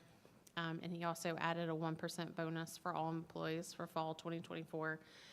This is crossover week, so we'll know a lot more about the House and Senate budgets come Sunday. But for now, this budget in March, it'll definitely change. But this budget is built off of the governor's budget, the preview you're seeing tonight. So the placeholder is for that 1% bonus. It is extremely likely to that 1% turn into an actual salary increase, is what everyone's expecting from the General Assembly. So that's in this budget. We would really like, and we talked at our work session, to update our teacher scale on top of a % increase raise. So we're proposing $400,000. We do have to account for VRS and FICA benefits, so that'd be $320,000 is what we're working on with our sample scales, and we'll look at a few scales in a minute that we've come up with since our work session. We would like to increase the coaching stipends. We've brought this up for a couple years now, so $500 per coach per season. It's been a long time coming. Health insurance increase, we'd like to cover that in the budget, and we'd also like to match the county rates. So we're all on the same plan, so we would like our employees to pay what they pay in the county. And then substitutes, it's just as hard to find substitutes as it is to find teachers. So we like to do an increase of from $14 an hour to $16 an hour. So you'll see that in this budget. Next slide.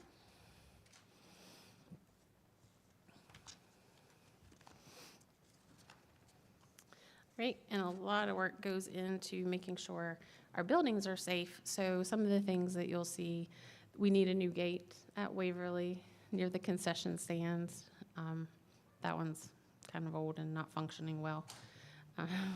We need a few updates to our athletic facility that we just put in. The platforms, things like that need to be corrected. That's about $6,000 to $7,000 fix.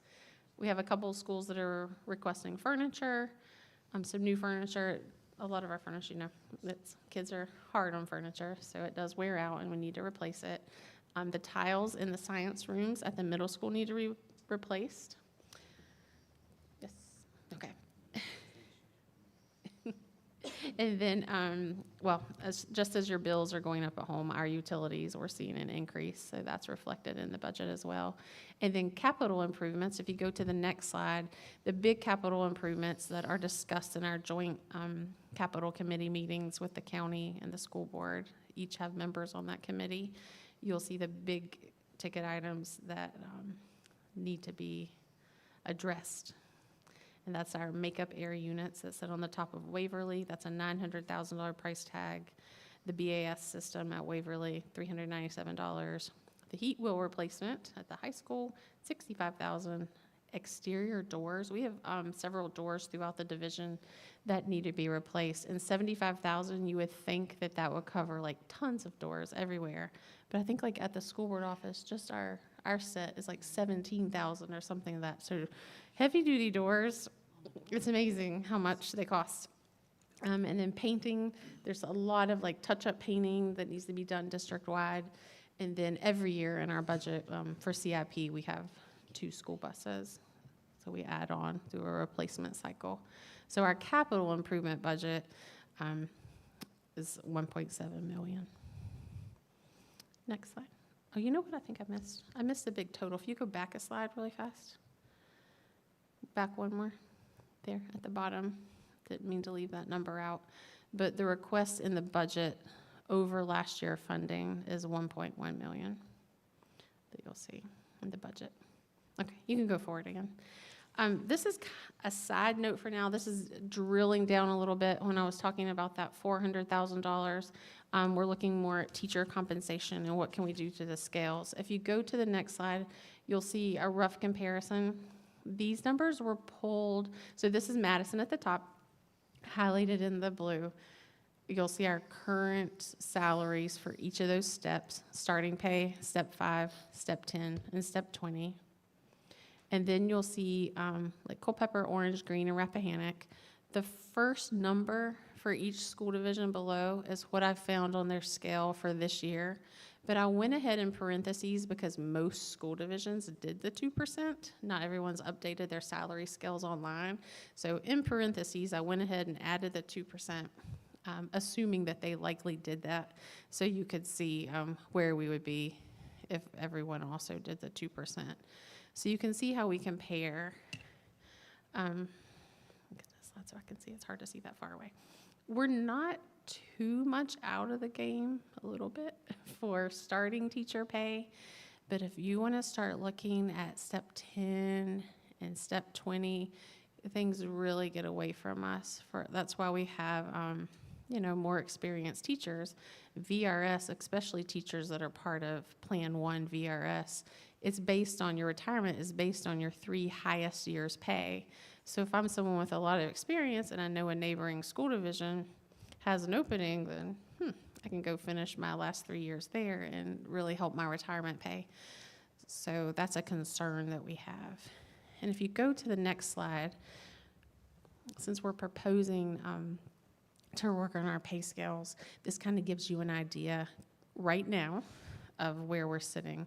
Now, 0 to 4, we kind of placed our current openings there, which is like 7 or so teachers that we put, not knowing who we'll hire and where they'll land up on the scale. But that just shows you how teachers are dispersed by experience.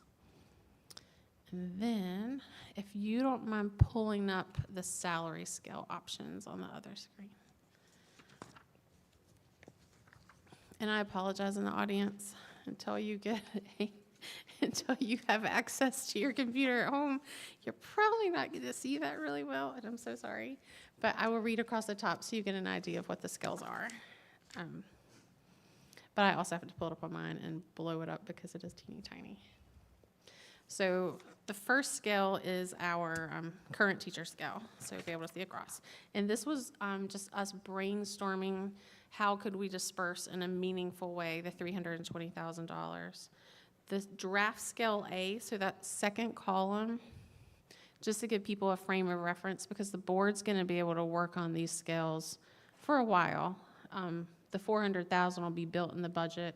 We'll see if we get the funding. Once we know for sure that we have the funding, then we'll narrow down exactly how you want to disperse it. We don't want to get too far ahead of ourselves and not know if we really have the funding. So the first column is a good starting point to kind of get your brain acclimated to what the money looks like. That's if we took $320,000 and divided it evenly on the pay scale, so everyone on the scale would get $21.48. That doesn't really help people toward the end of the scale, like our problem is from pulling away, but it does give you an idea of what it looks like when the money's dispersed, so you can kind of work around with it.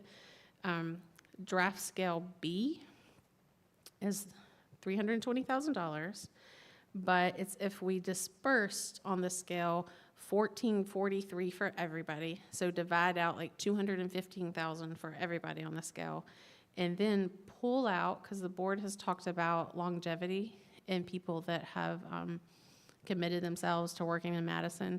So not on the scale, pull out about $100,000, $103,000, and provide people a longevity stipend, just like you get your master's stipend if you have your master's degree. So teachers, to make it work with about $320,000, teachers with 10 to 19 years experience could get an extra $1,000, and teachers with 20 years could get $1,500. So just do a separate stipend for people that have been with, it would be yearly, just like people that get their master's. And then draft scale C has that built in. So you'll see the numbers change. It's the same as scale B, except starting at year 10, it adds in the extra 1,000, and then at year 20, it adds in the extra 1,500. So that would give anybody the experience, with the experience, the pay, not just people that have been in Madison. And then draft scale D was made by Mr. Wingate. And so that starts recognizing that we're more competitive early on. 0 to 4 years is an addition of $250. Then 5 to 9 is an addition of $1,500. And then 10 to 19 is $2,500. And then 20 years and up is $3,500. And so you can see that reflected on the scale. So that makes us a little more competitive with the upper years. So those are some starting off points. It's more something for you to take home and absorb and make your own scale and play around with it and see what you can come up with using the numbers of how many we have, with each year experience already. Keep up with the math on that. And if you have ideas and you don't really want to make the scale or you don't feel comfortable, just send me and Ms. Kropp the numbers and we'll work up a scale for you so you can see it. But again, for the budget, we've just built in this $400,000 in the teacher line, because we're talking that money is, our focus this year is to raise teacher pay. So you'll see that on there. Okay, if we go back to the slides for 1 second. Anna, can I ask one quick question? Yeah, go ahead. Scale B and D. Say this two again. B and D. B and D. Pretty similar. I'm trying to figure out what, the outcome of it seems pretty similar. What's the difference? What's the difference between the stipend, the longevity stipend, I guess, versus just in a salary? Because it looks like the totals come out pretty close. Is there any difference in terms of what in reality kind of? See what I'm saying? 'Cause you have Let's see, 1443. it would be, it's pretty close because in B, by the time you're at year 31, like those upper levels, B has $1,443 dispersed on top of our original scale. And then in the upper level, it has an additional 1,500. So Right. it's really close to the, it's just a little off. So it's very from close yours, to the yeah. 3,500 really. Yeah, like $1,000 Okay, off. so those scales are pretty similar. Yeah. Very similar. Okay, thank you.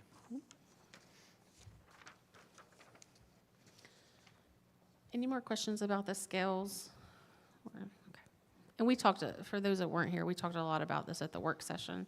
So we spent a lot of time, and we were going to come back today with some drafts of the scales. So that's what the board's getting to see now, if they can see it. It's so teeny tiny. All right, so the next slide is just letting you all know some dates. We're here today doing our draft budget and our work, the budget hearing. And so we'll hear from the community in a second. And like I told you before, we're going to get some numbers from the General Assembly come next Sunday. So that's going to be super helpful in knowing where we're going with this. And the Department of Ed has told us that we'll get our calc tool that we use about 2 weeks after Sunday. So that'll be super helpful. And then we have our work session with the Board of Supervisors on February 29th from 3 p.m. to 6 p.m. And that's where our 2 board members assigned. So that would be if they're able to go, Ms. Collier and Mr. Wingate will come to that with Ms. Kropp and myself. That's where we are. That's the lowdown. And now, Ms. Kropp will take you through the budget.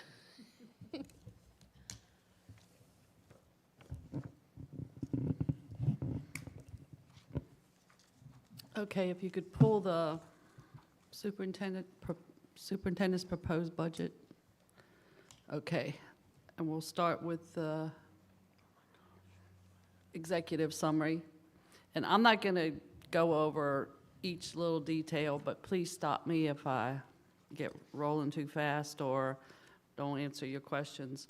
The summary has our new FY25 recommended budget being proposed at $25,165,310. A lot of changes with that, with ESSER funding, and we'll look at that detail as we go through. We're losing ESSER funding, but it's okay. We made good use of the money, and it is what it is. It was for 2 or 3 years, and so we're going to transition from that. We are losing also, well,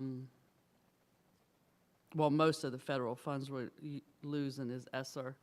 And the county number that we, in this budget, the superintendent's recommended budget is $1,116,000, $677, 1116677.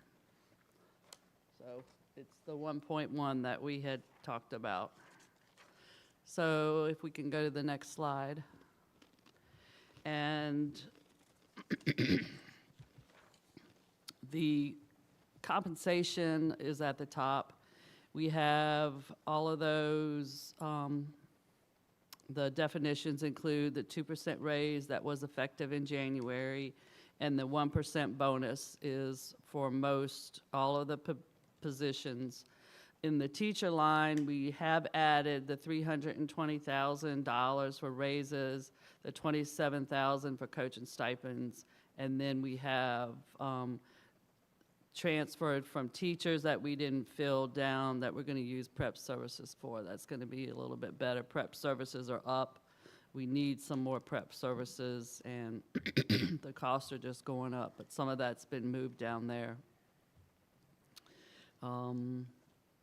Then also, we had a position in the secretary line that is now being moved to technology to keep a position that we added with ESSER that we had to have because of so many technologies, so many Chromebooks and all of our, so we have to keep that. So that's about that. If you want to go to the next slide. Then also in instruction, we have just increase in textbooks, and that has to be what the state gives us, and then the required local match. We have our next slide is our ESSER 3 instruction, and this money runs out on September 30th. So we are going to just finish out any, the position that we have in there, the behavior specialist, and we'll lose this money by September 30th, so we'll spend it out. The next slide, we have ESSER 3 set aside, and this money also runs out on September 30th. And we had written grants for, these are for the trips. So we'll be able to sponsor some trips, and we're planning some this year. And there may not be quite this much money left to spend for next year, but it's fine. We put it in the budget just to make sure we've got enough covered in there. And that's that separate grant we applied for. Right. That's the separate one. That's, you wrote a plan and got that approved. Then the next instruction function, 1,000, is our All-in Virginia money, and we put it all in there for FY25. We may or may not spend the whole $400,000 in the second year. If not, we'll add that to the FY26 budget, but we have it available. So the next slide, we're going to move to function 2000, and this is just basically, we have the 2% raise again for all employees. That was effective January. We have 1% bonus if that comes in, and then the increase in health insurance and the benefits to cover the 2% raise. On the next function, the second page of 2000 function, there's no changes on that. Function 3000 for transportation, it's the 2% raise again, and then the 1% bonus.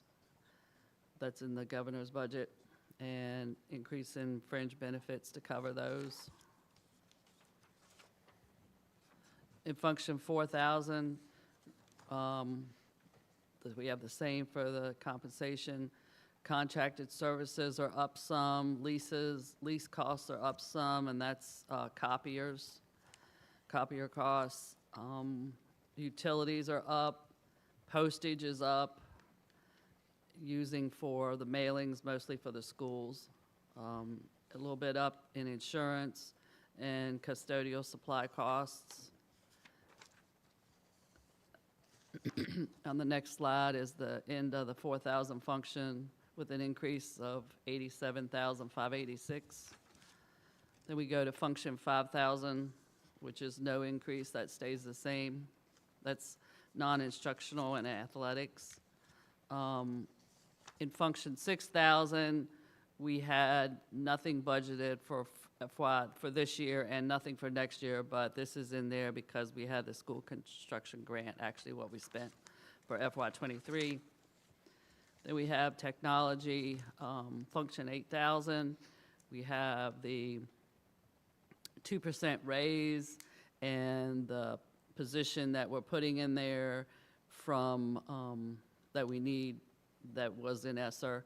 We have also, we're going to try to do a salary adjustment in technology. We have the fringe benefits, telecommunication costs are up, and then as of right now, we have no ECF grant, so that's going away for FY25. If we can get that again, we'll apply for it and see if we can get it, but right now, it's not being offered that we know of. So next slide. So I'm not going to go over all the individual revenues. The sales tax is down, state funds are up, $193,765. All in Virginia funding's down a little bit. Federal are down, that's due to ESSER. You see the ask of county funds, other funds are up a little bit, but it's our federal revenue. You can see in the graph, our federal revenue is down to about 5, and I think in our budget for FY '24, I think it's up around 9. I don't, off the top of my head, I think it's around 9, so you can see that's coming down. 4 or 5 is what it usually is, 4 or 5% from federal. So what questions can we answer, if any?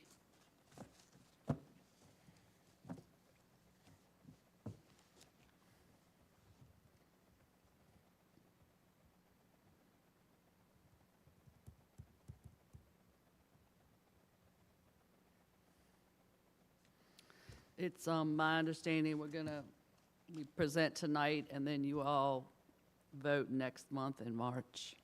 And you don't have to decide on salary scales by next month. You still have time for that. Will we know that, you said about the 1% bonus that the governor was talking about, but it may turn into a pay raise that'll be more expensive. Will we know by next month about that?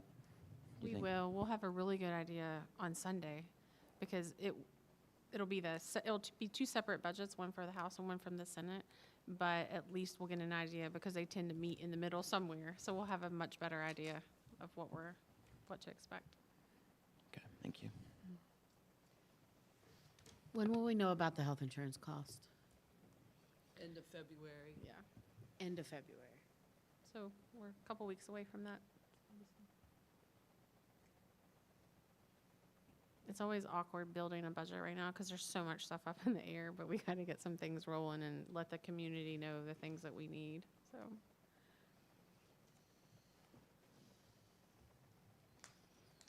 So it might not be 1.1 That's what we're hoping. We're hoping the state comes up with some better options for us. We also don't know our year-end money yet, hasn't been finalized by the auditors, so that should help our capital improvement number. Because we know we gave money back to the county, because from the money originally given to us from the state to help with capital improvement, we weren't able to finish some of the projects, so we know we gave back some money that's coming back to us. So that'll go toward that total for capital improvement. Yeah, if there was more funding for CIP, and we also have a claim with the insurance company that might also help CIP, then possibly some CIP money could kind of maybe hop over to operating.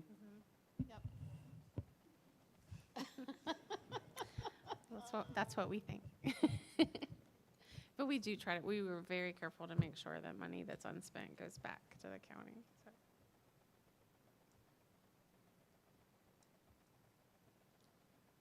You guys have any questions?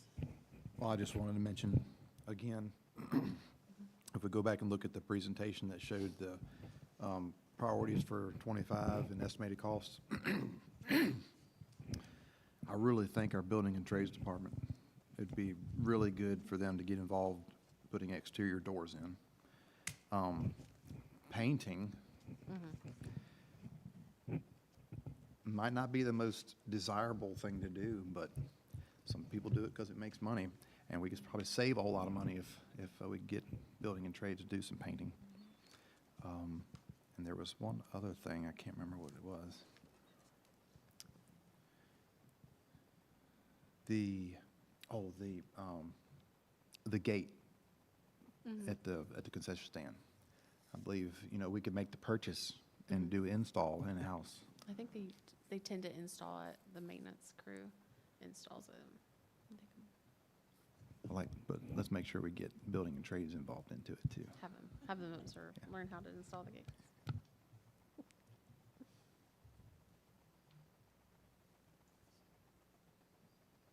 So we'll get the information to you come Sunday. I mean, you'll see news articles out about it, but we'll make sure you have it so you know.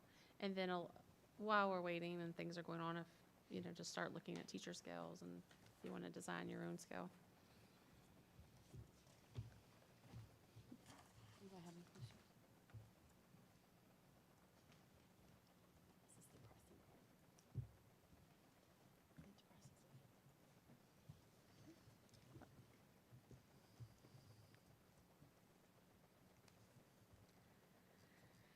Okey doke.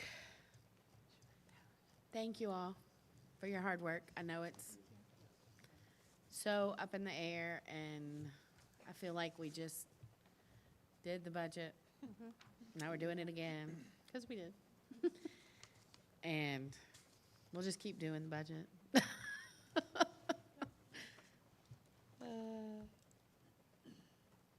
All right.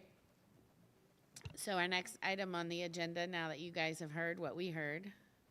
Can we back up a second? Yep. All right, I got to bring something up.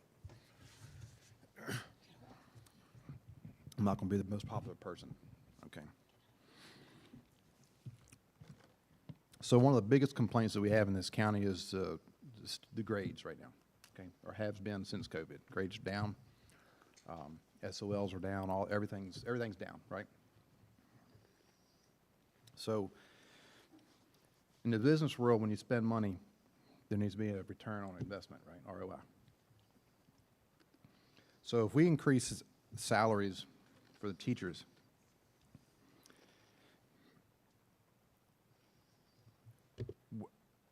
what do we expect the grades to increase to? Or are we just increasing salaries to keep and to get teachers? Because at some point in time, we got to think about if the county is unhappy with the parents, the county, the citizens, if they're unhappy with the grades that the students have at the school right now, they're not meeting a certain bar. We've seen it on different presentations over the last year's meetings.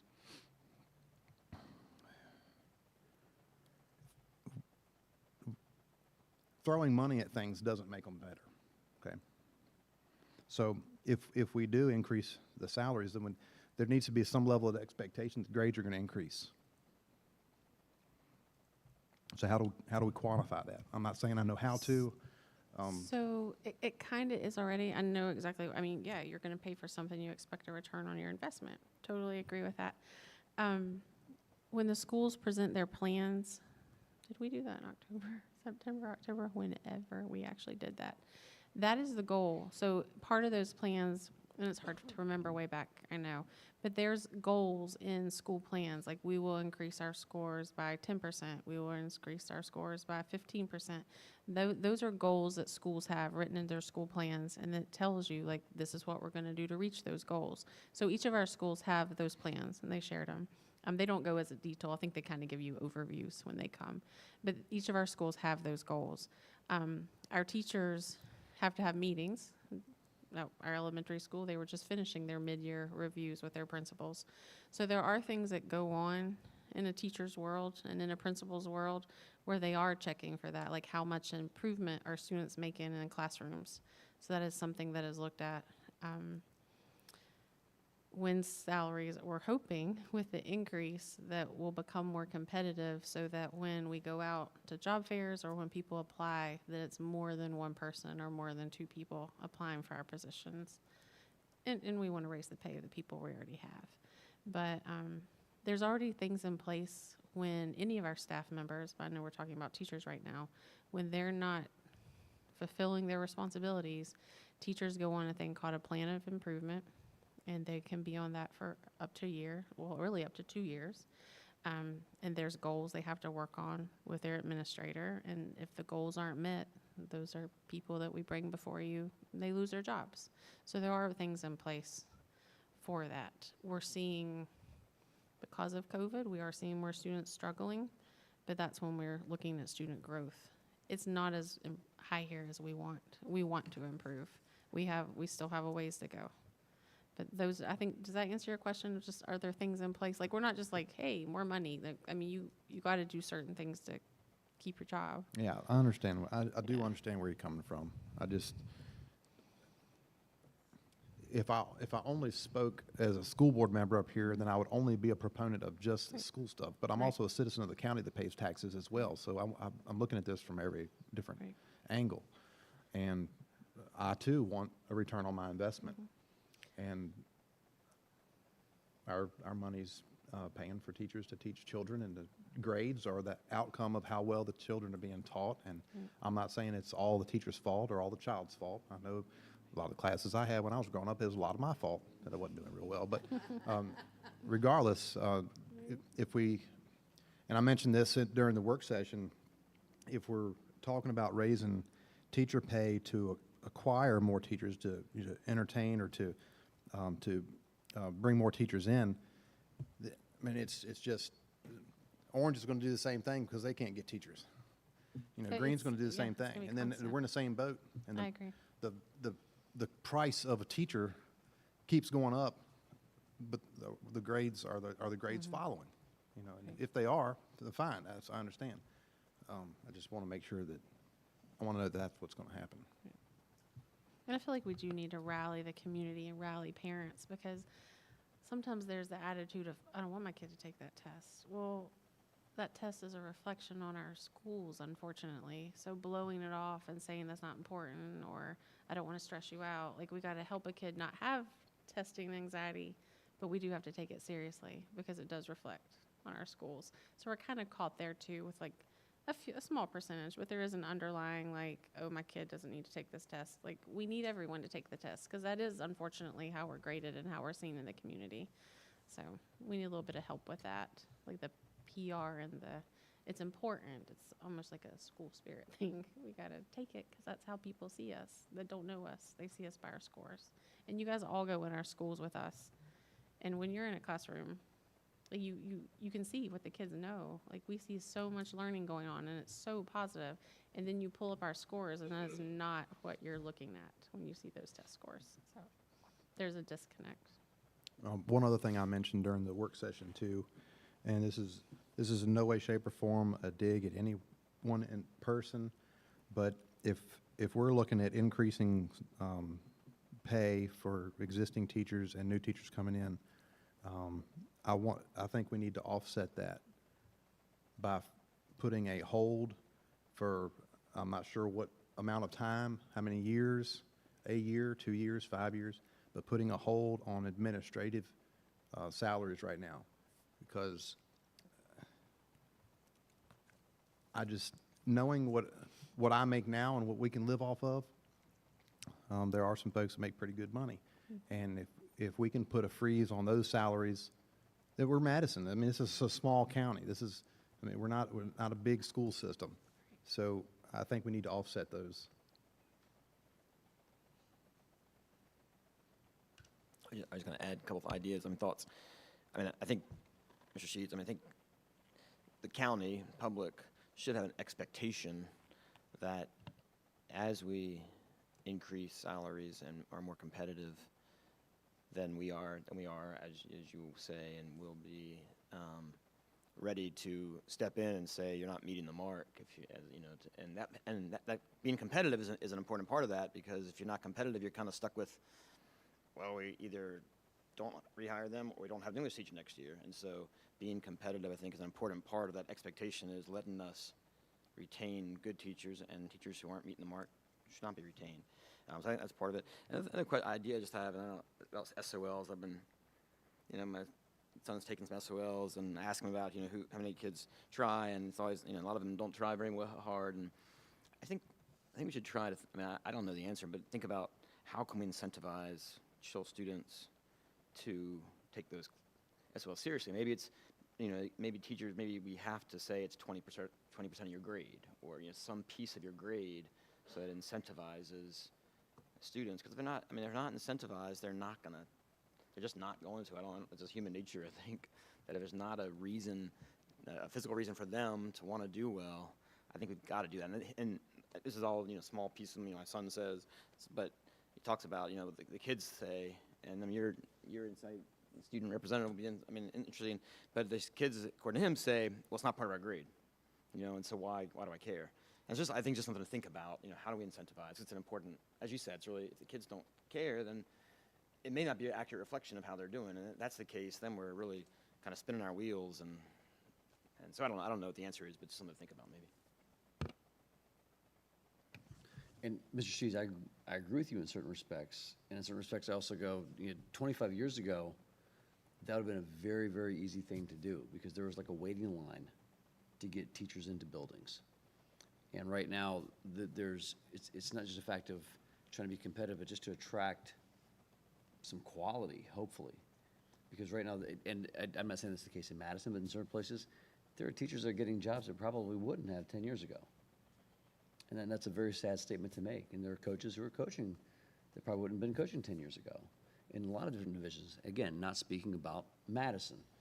And I don't really know the answer to attract the right people or how that goes. And like Mr. Wingate just referred to the tests, I've proctored SOL tests, and I think, in my professional opinion, and as a parent, I think kids are tested way too much overall, and that they put a lot of stock into it. And I got to be honest, any kid I've ever met that graduated college, got into a trade, I don't think any one of them have ever been asked the question, what was your SOL scores when you were in high school?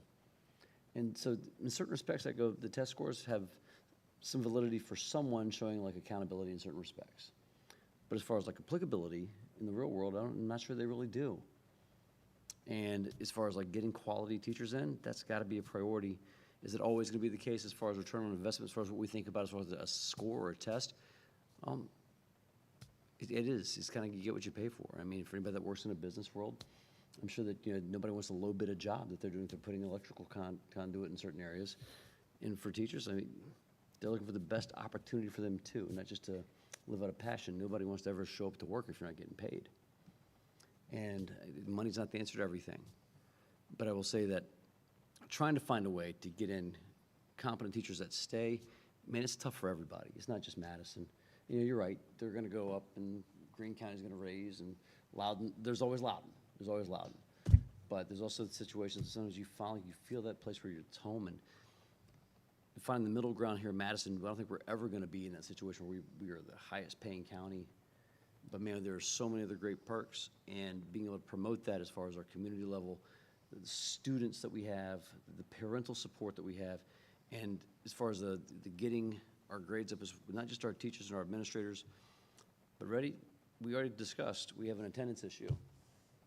Parents have to get their kids into the schools, and then they actually have to, like, before I came to our meeting tonight, and it's just my house, I fed my kids and I did their homework, helped them do their homework before I came here.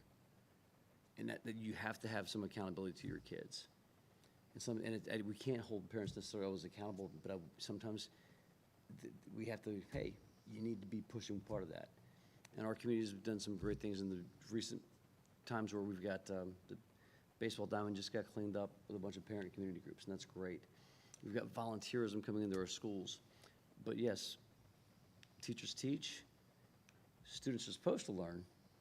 But again, like Mr. Wingate said, if they're not incentivized on that, it's like, what's the reason I'm taking this test? Sometimes it doesn't carry weight. And maybe that's where finding a way to implement the grade, like you said, that might be a good idea. Finding a way to make that important. Because then, if it's an important piece in the classroom, it makes the teacher's job a lot easier to relate and connect with that kid too. And just like you, I had my classes too, where if I messed up, it was also my fault. So I get that too. But just some thoughts. Well, I think I've been pretty vocal before. I'm not an advocate for SOLs. They're a drag on a child's ability to learn, 100%. That whole accountability piece of the SOLs is broken. It's broken. Needs to be looked at, but like, we can't solve that tonight, but it's not an accurate, it never has been, and it's not ever gonna be the way they're designed to accurately reflect what a kid knows. It's just not. Guys, oh, sorry, go ahead. All right, I was just gonna say too, like, I think that's part of like our incentive. If we have incentives for better teachers, then we have better teachers that come up with creative ways to provide grades for those students. Like, yes, they have to take this test because the state's making them, not because we're making them, but, we can have those project-based learning type moments and the teachers that think outside of the box and things like that too. So like, it kind of gives us that opportunity to not just look at one aspect of a student's learning, but you're looking at other aspects too. And like, really kind of combining that with that real life. Like, this test may not be important because it's 7th grade math and we've taken a math SOL for the last 4 years of our lives. But like, how can we apply that to what it is that the students' goals are for the future so that they can get something more out of it as well?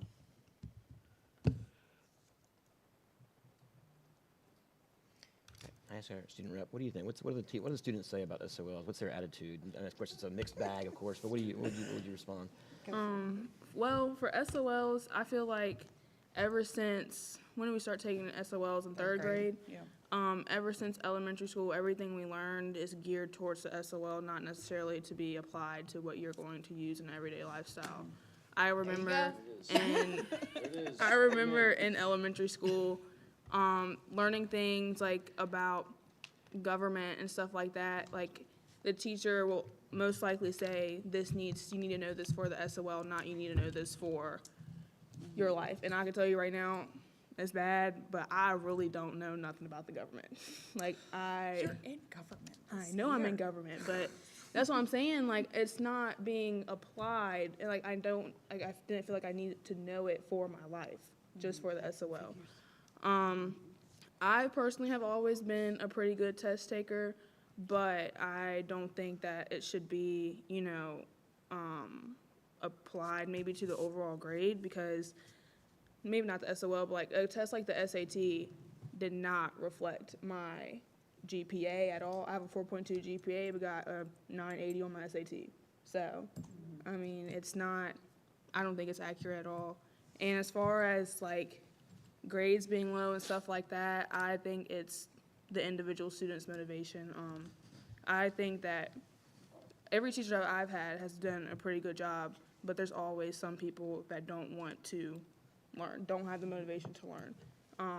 And to get people to be more motivated, most of the time they want something out of it. So you're gonna have to figure out something, I guess, in return. Like, grades are not what people really care about. They're gonna want something in return to do good in school, unfortunately. That's just like a lack of motivation thing. I don't think it's necessarily the teacher's fault. I think it's a independent student's fault, especially being in high school. Like, you should be held accountable for your own grades and what you're doing in high school and whatever. I don't think it's anybody else's fault but your own, personally.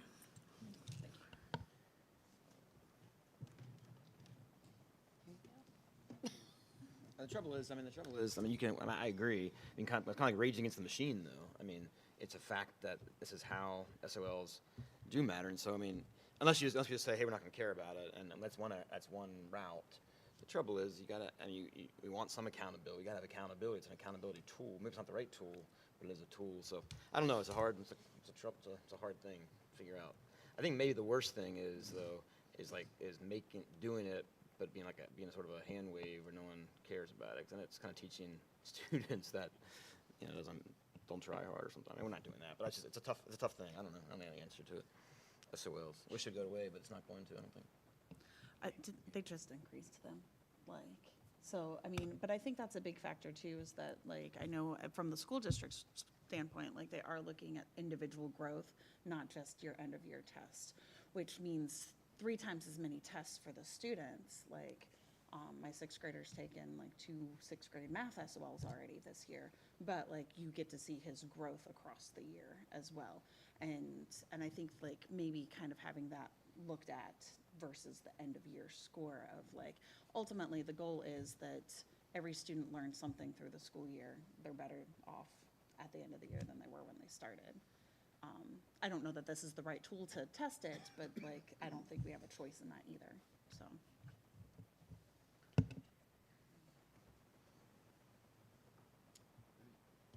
Any other questions? Joint frustration. Nope. Conversation? Okay, I will open the public hearing for the budget and invite anybody that would like to address the school board about the budget during the public hearing. Please come to the podium. You will have 3 minutes. State your name and area of the county that you live in. Would you guys like to tell us anything about what we should do about the budget?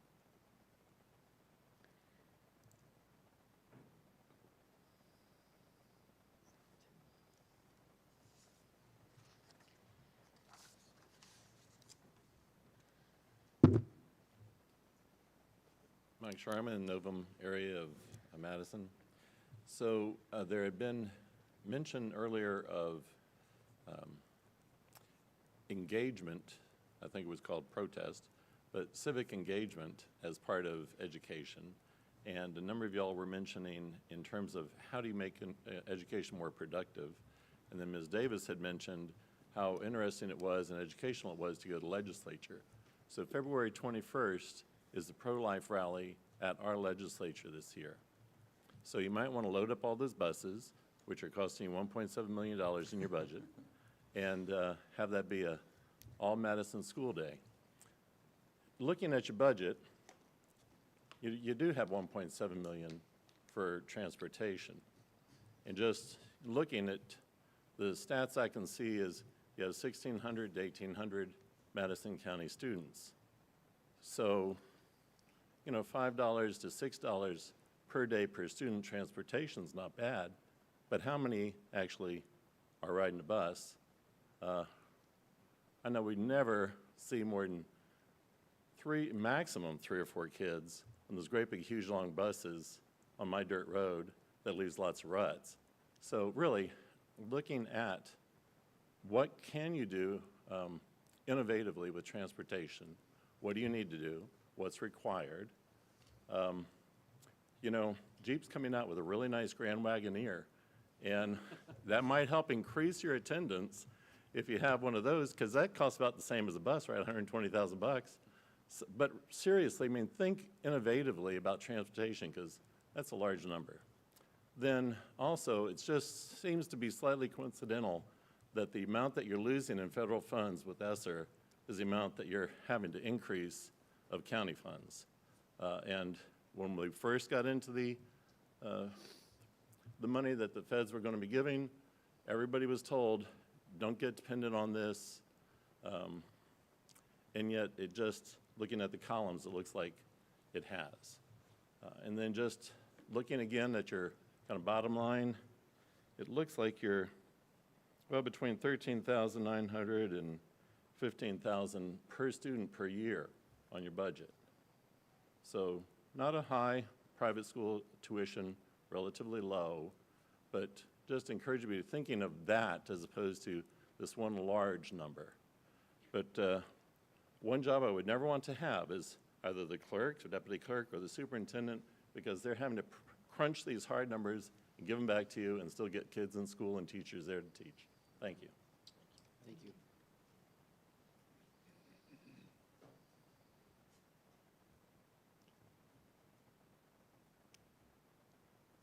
Would anybody else like to address the board during this public hearing?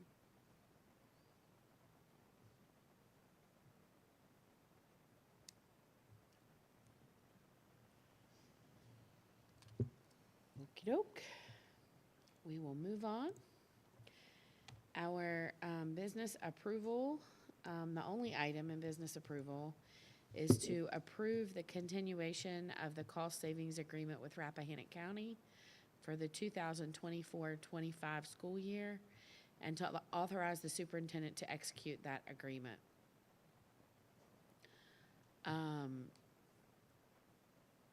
School boards of Madison and Rappahannock counties have entered into a cost-sharing, cost-savings agreement as permitted by the Virginia Department of Education, regulations, and Virginia Code.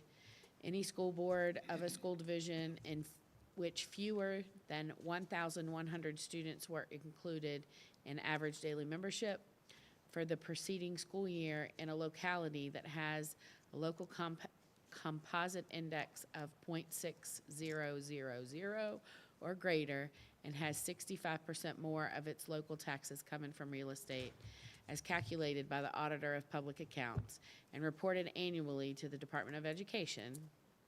Upon entering into this certain cost savings agreement with a continuous school division for the consolidation of sharing educational, administrative, or support services shall receive the state share for basic aid computed on the basis of the composite index of a local ability to pay of the continuous school division, calculated annually for a period of 15 years.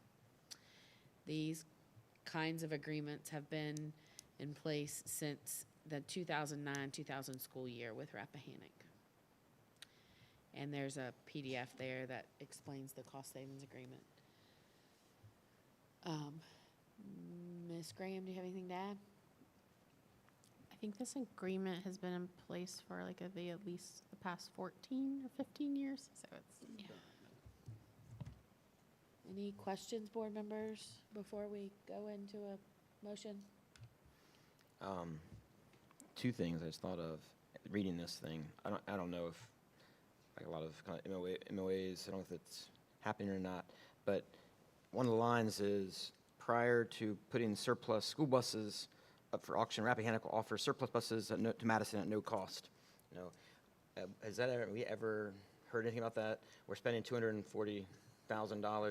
I doubt Rappahannock's gonna give us any buses, but has that ever been, any ever idea of that? No? Doesn't hurt to ask Chris. Why don't they have some, though? You know, give us one. Save a lot of money. Might be worth asking.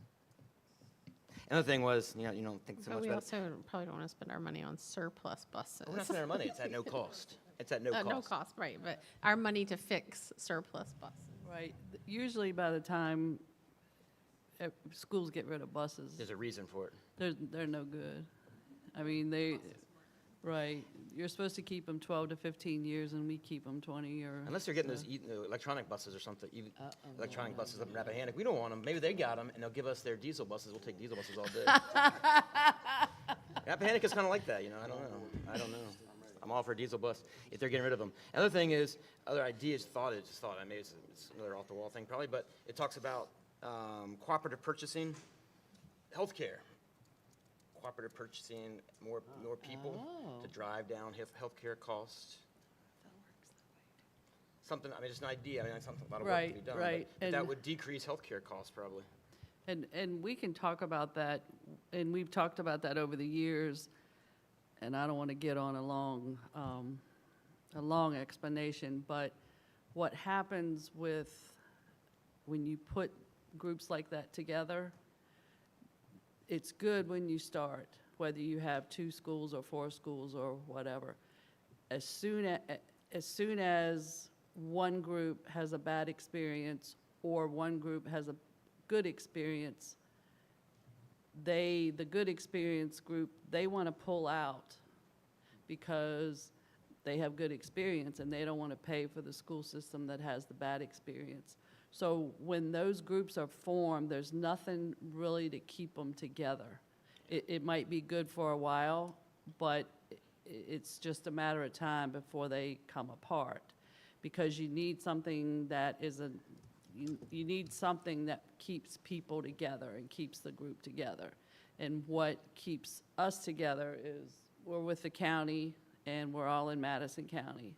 I guess that's mean, I mean, I'm not talking about getting away from the county at all, I think it would get. Right, I'm just no. saying the thing that would keep us together. But if might be everybody the went reduced in, cost. sure. If Because, Rappahannock if and we went Madison- in with them, then if we have a good experience and they have a lot of, health issues, we want out, we want away from them. You want away from the sick people. I mean, it's just the way they do. But we know, because this has come up over the years. Yeah, And it's more of a question, more of an issue for the board of supervisors, honestly, probably, if they wanted to do a cost share type thing, I mean, but. Right, just well, cost and we might could not be- all, I mean, it wouldn't just be schools. I mean, everybody Right, could that's go in That's as what I mean. groups. It would drive costs down, whether or not it's worth it or not. Right. Potentially theirs could be more, and it would bring theirs down and make ours go up a little bit. If we're on the same plan, I'm talking about. Well, Rappahannock, if their group plan, whatever they're on, if they have a lot of unhealthy individuals and That's they've got a true. high That's true. deductible or whatever. That's true, too. And they was marry the two together, then it could bring theirs down, but pump us up a little bit. Or the other way around, might be better for us. It could Drive be. theirs up. It's worth finding out. That's my wild idea for the day, sorry. That's all I have. All my ideas. Anybody else? Questions? Okay. So I will open the floor for a motion to approve this continuation. I'll make a motion to approve a continuation of the cost savings agreement with Rappahannock County for the 2024-25 school year and to authorize superintendent to execute the agreement. All right, we have a motion. We need a second. Second. We have a motion and a second. Any further discussion? All in favor say aye. Aye. Any opposed, no? We have a passed motion. All right, the next item on the agenda is reports by school school board members, student representative. Do we need to bring that up at any? Next month. Okay. It'll be on the agenda for next month. Student representative and the superintendent. Mr. Sheeds, would you like to share anything? I don't think I have anything to report. No? Okay. Mr. Wingate? I think I would like to do the character education committee and try to meet next month sometime before the March school board meeting. I can put that out and talk to you about dates, just to kind of continue to move forward with some of the opportunities to help the principals kind of get ready to implement that new policy and other things. And then I'll defer to Mrs. Collier, but we did meet with the Board of Supervisors reps to talk about budget, but I'll defer to you if you want to talk about it. That's all I have. Thank you. We did have a good meeting. I think it was a great meeting, collaboratively with some Board of Supervisors representatives and some staff over there with our superintendent and Ms. Crop. We talked about some things. We know it's tough. We all get it. We're going to do what we can, as we can, to make everybody happy, if that's such a thing. No, we have a great working relationship with the Board of Supervisors. It's just facts and figures, and we're going to do the best we can do. I don't know what else to say, Clay. You make everybody unhappy. Equally unhappy. Sell some cows so we can paint. I don't know. I'm out of ideas. I'll sell a goat. No, in all seriousness, we do have a good relationship, and we're going to do the best we can do for Madison County in all aspects of this work. The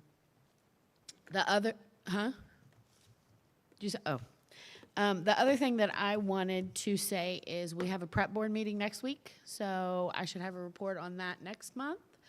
And I just have a request. I hate to make y'all do more work, but can we have a printed copy of the full board packet? Just one each month, because I don't want to look like a fool up here when the computer don't work.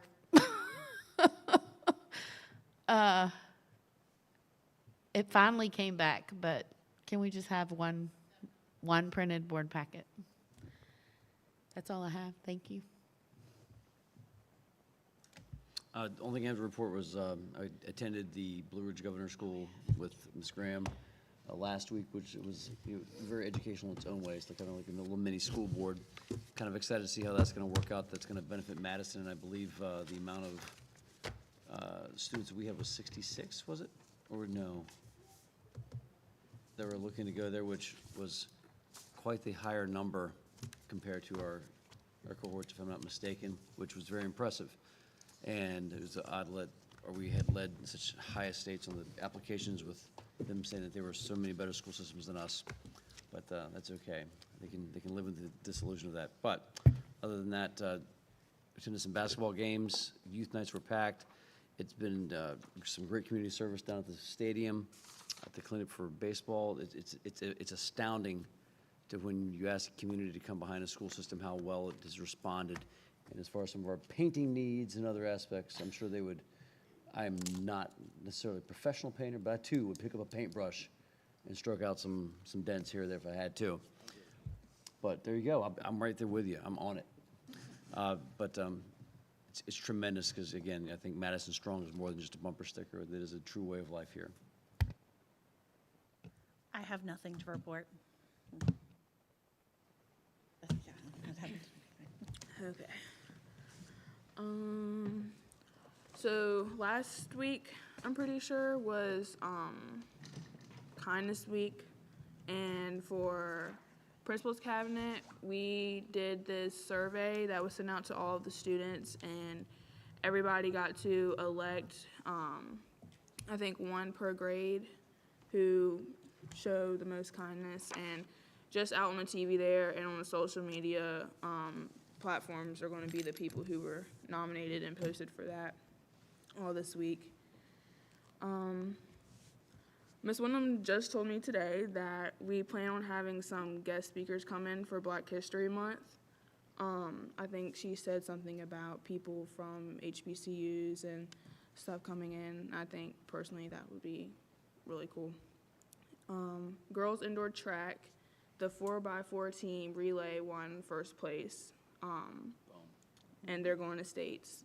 And so is Evan Roberts. He got first in the 1600 and second in the 1000. Aiden Griffin got first in the 3200. Courtney Weekly, and she got second in the 3200. Annika Burnside got third in the 300. And Lindsay Jenkins, the one who was just here, she got third in the 500. Winter Guard placed third in Class A3 at the Atlantic Indoor Association competition, I think this past weekend. Yeah. Yeah, so congrats to them. Spring sports trials will begin next week, starting Monday. For specific sports teams information, you're gonna have to look on the Instagram of sports_MCHS or Madison Athletics on Facebook. Varsity boys basketball came in first seed for the district and region tournaments. District began today. It was just 2 hours ago. And congrats to the wrestling team for finishing 4th in the Region 2B. Hunter Watson got 3rd, Evan Pack got 2nd, Paul Witherspoon got 3rd, JJ Lamb got 2nd, Keith Gerhard got 3rd, Silas Carter got 3rd, and Matthew Sager got 2nd. The only concern, the first concern I've had expressed to as a student representative was the drinking water. We talked about this before, I'm pretty sure. The drinking water out the water fountains, they felt very strongly about this and wanted me to bring it up. They feel like it does not taste good and that it's not healthy. That's what they said. So they feel like maybe just to test like the acidity and stuff like that. In their words, they describe it as it tastes like chlorine. Chlorine, like pool water. So yeah, that's the only first concern I've had expressed. Can we get it tested? Is that? I'm wondering if the science department can. It was tested. do We some have a testing. report, so it's been tested, but she's right. I think there's just so much chlorine added to the water. I don't know if you can add something to make it taste better, if that works. Personally, I bring bottled water to school because I don't really like the taste of the school water either. I don't know if y'all have tried it. It's not bad, like it's not gonna make me throw up. But it's not the best tasting water. And you know, people get thirsty throughout the day and they want water, they need water, so. And this is like, we're on town water, right? Yeah. Yeah, so I wonder, this is just a hypothesis, I'm no water expert, but a lot of us live out in the country and have well water. I was like, I grew up on well water as well. so. And these kids are used to drinking out of a hose at the farm, mine do. So they probably aren't used to town water, in all honesty. But I just want to make sure it's healthy. Like, Yeah, as there was long a as, report. He as gave long us as a we're report. legal and healthy. Right, no. I don't know if there's a 'Cause filter or. I think someone came, public comment, maybe it was earlier even this year. And so Dr. Timmons got a report on the water quality. So it was Okay. all fine, but you're probably really hitting on something with the well water versus town water. Total difference.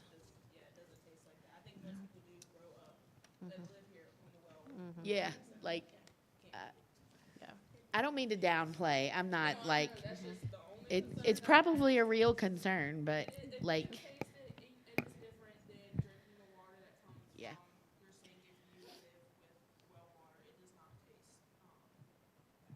Right.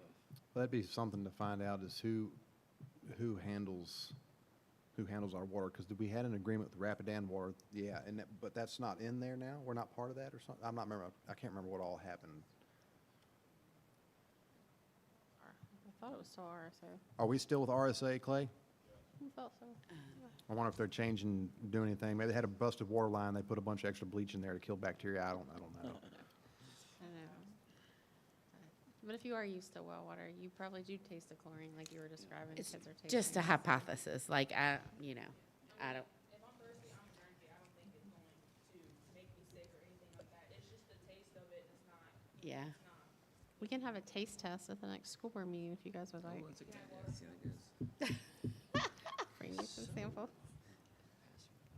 But it probably is good to say, just for the public to know, I mean, there was a test done, it is safe to It's drink. It's a safe. matter of Yeah. taste, not Yeah. safety or water quality or something. And I don't know if there's, it's past my knowledge. I don't know if there's ways to make it taste better, if there's things you can get, like filters probably Science on a department. fountain. Yeah. The science Science department will department, I build us a think they, filter. yep, let's do some Perfect, thank tests you. and We're see on what it. we can find out. Charcoal filtered water bottle. How to make So I chlorine can water tell you taste what like well we water. do. I hate to keep bringing this up, but we take a filter with us to livestock shows, so the animals will drink the water without it being chlorinated. I don't know if there's such a thing for a water fountain. there's probably But we filters you do can put on take, water you can fountains, buy filters think. and you put it on the end of the hose and it Yeah. filters your water. There's got to be filters you can put So- on your water fountain. So we'll investigate and see what we can do. We about the do it for taste. animals. I don't They know. probably already do have filters and it was just not working. It's a thing. We need a more heavy-duty filter, so. I'm We'll see what we can do. probably spending more money than I need to, but it's a thing. So just increase our budget a little bit. For our fancy water. All right, I just have a couple of things. Go ahead. Jenna did mention like the kindness ambassadors and things at the high school, but I did, because this is really sweet, it is Virginia Kindness Week. So we have our students at Waverly and at the middle school are making Valentine cards for the nursing home and sending them to the nursing home. So that is Aw. absolutely awesome. And then the middle school is also doing Kindness for Kentucky, where they went through the flooding, and they're sending boxes of toiletries and things because they're still in need. So that's their outreach. If you remember, the middle school Who Club came, I think it was last year, and they do something. They have a local project, a state project, and then a national, and then international project. So that's one of their projects for this year. And then the primary school's doing different kind of little activities in their rooms all day.